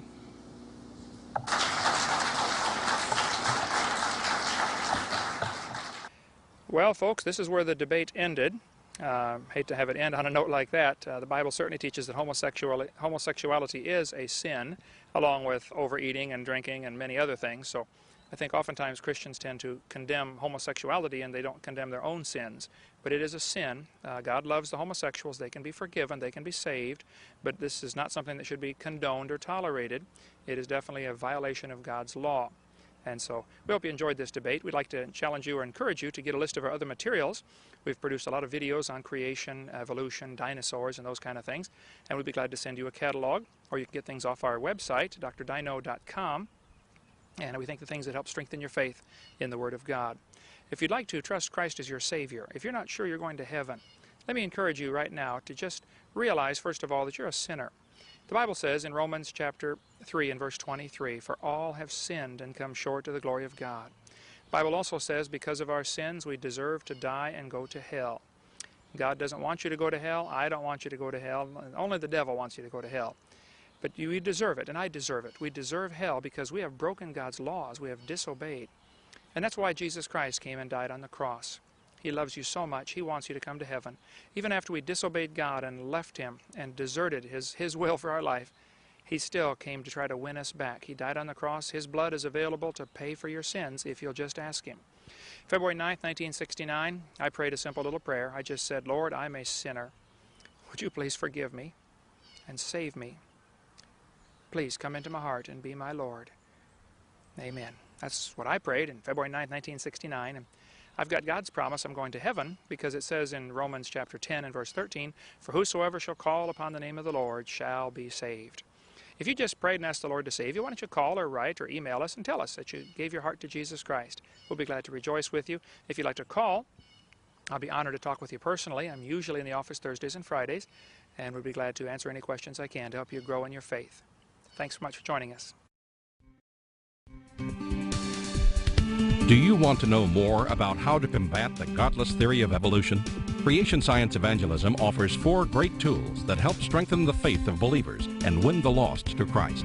After 15 years of teaching high school science, Dr. Hovind began Creation Science Evangelism in 1989. We are a ministry that is dedicated to providing tools which will help you combat the evolution philosophy that is destroying the faith of millions every year. The first tool Creation Science offers is their powerful, life-changing video series. Over the last 12 years, well over 1 million videotapes of Dr. Hovind's seminar have circled the globe. They are reaping a harvest of souls for the kingdom of Christ, as well as helping restore the faith of many thousands confused by the evolution propaganda to which they've been subjected. These videos are available in English, Russian, French, Spanish, Japanese, and sign language. The Age of the Earth, first of the 7-part series, teaches that God created the universe about 6,000 years ago in 6 literal days. Could this be true? Can it be scientifically proven that the Earth is not billions of years old? This tape gives solid scientific evidence that the Earth is young and that the Bible is scientifically accurate. How did the environment of the original creation differ from ours today? And how would this allow men to live over 900 years? Can Christians have a good explanation for the existence of dinosaurs? Could some dinosaurs still be alive today? These and many more questions are covered in the second and third part of the series. Evolution has permeated public school textbooks with false and fraudulent information. This video exposes nearly 30 lies commonly found in textbooks. Every public school student, teacher, and school board member needs to watch part 4 of this series. Find out if you have been lied to in your textbooks. Discover the terrible difference evolutionary beliefs have made in the past as well as in recent history in our video number 5. Dictators throughout time have used their evolution-based philosophies to rationalize their brutal actions. Learn how evolution propaganda is being used today to prepare people for the New World Order. This is just a taste of all the information the 17-hour seminar series has to offer. Also available are college courses that expand on the seminars in great detail. For those who can handle a more confrontational atmosphere, our debate series is just for you. I said, now, Mr. Patterson, if you think the tailbone is vestigial, I, Kent Hovind, will pay to have yours removed. Dr. Hovind has debated a wide range of atheists and evolutionists all over the country. And you're sure to find these 12 debates very exciting. These would be perfect to present to that scientifically minded person who likes to argue their point. Our topical series includes exciting topics like why evolution is stupid, public school presentation, children's video about dinosaurs, the Bible and health, Leviathan, the fire-breathing dragon, and many more. Creation Science also offers a variety of visuals like the longevity chart, which presents the entire lineage of Adam to Joseph as given in Genesis. It's exciting to see exactly how many generations were alive at the same time. Hundreds of books on a variety of subjects, videos on incredible creatures that defy evolution, t-shirts, fossils, and more. Make Creation Science Evangelism the one-stop shopping center for your creation material needs. Our 2 websites, www.drdino.com and www.dinosauradventureland.com, provide our second tool for evangelism. DrDino.com is packed with lots of information, from charts and graphs to articles and frequently asked questions. This is also where you will find more information on all of the products CSE has to offer. Dinosauradventureland.com is great for the kids. They can play lots of fun games and see unusual rides and activities located at Dinosaur Adventureland in Pensacola, Florida. Thousands visit our sites regularly to gain insight into God's creation. The third tool available to you is the live seminars conducted by Dr. Hovind and his son Eric. Since 1989, Dr. Hovind has held seminars and debates in hundreds of churches, schools, and universities in 49 states and 30 foreign countries. His fast-paced, illustrated seminars cover diverse topics, such as evidence for a young Earth, how long Adam lived, dinosaurs living with man, where races came from, radiometric dating, and much more. Our fourth tool is the new, exciting Dinosaur Adventureland. Many thousands have come from all across America to visit our museum, creation bookstore, science center, and theme park, where God gets the glory for science. Our unusual swings, rides, and activities each have a science lesson as well as a spiritual lesson. And captivate everyone from age 4 to 94.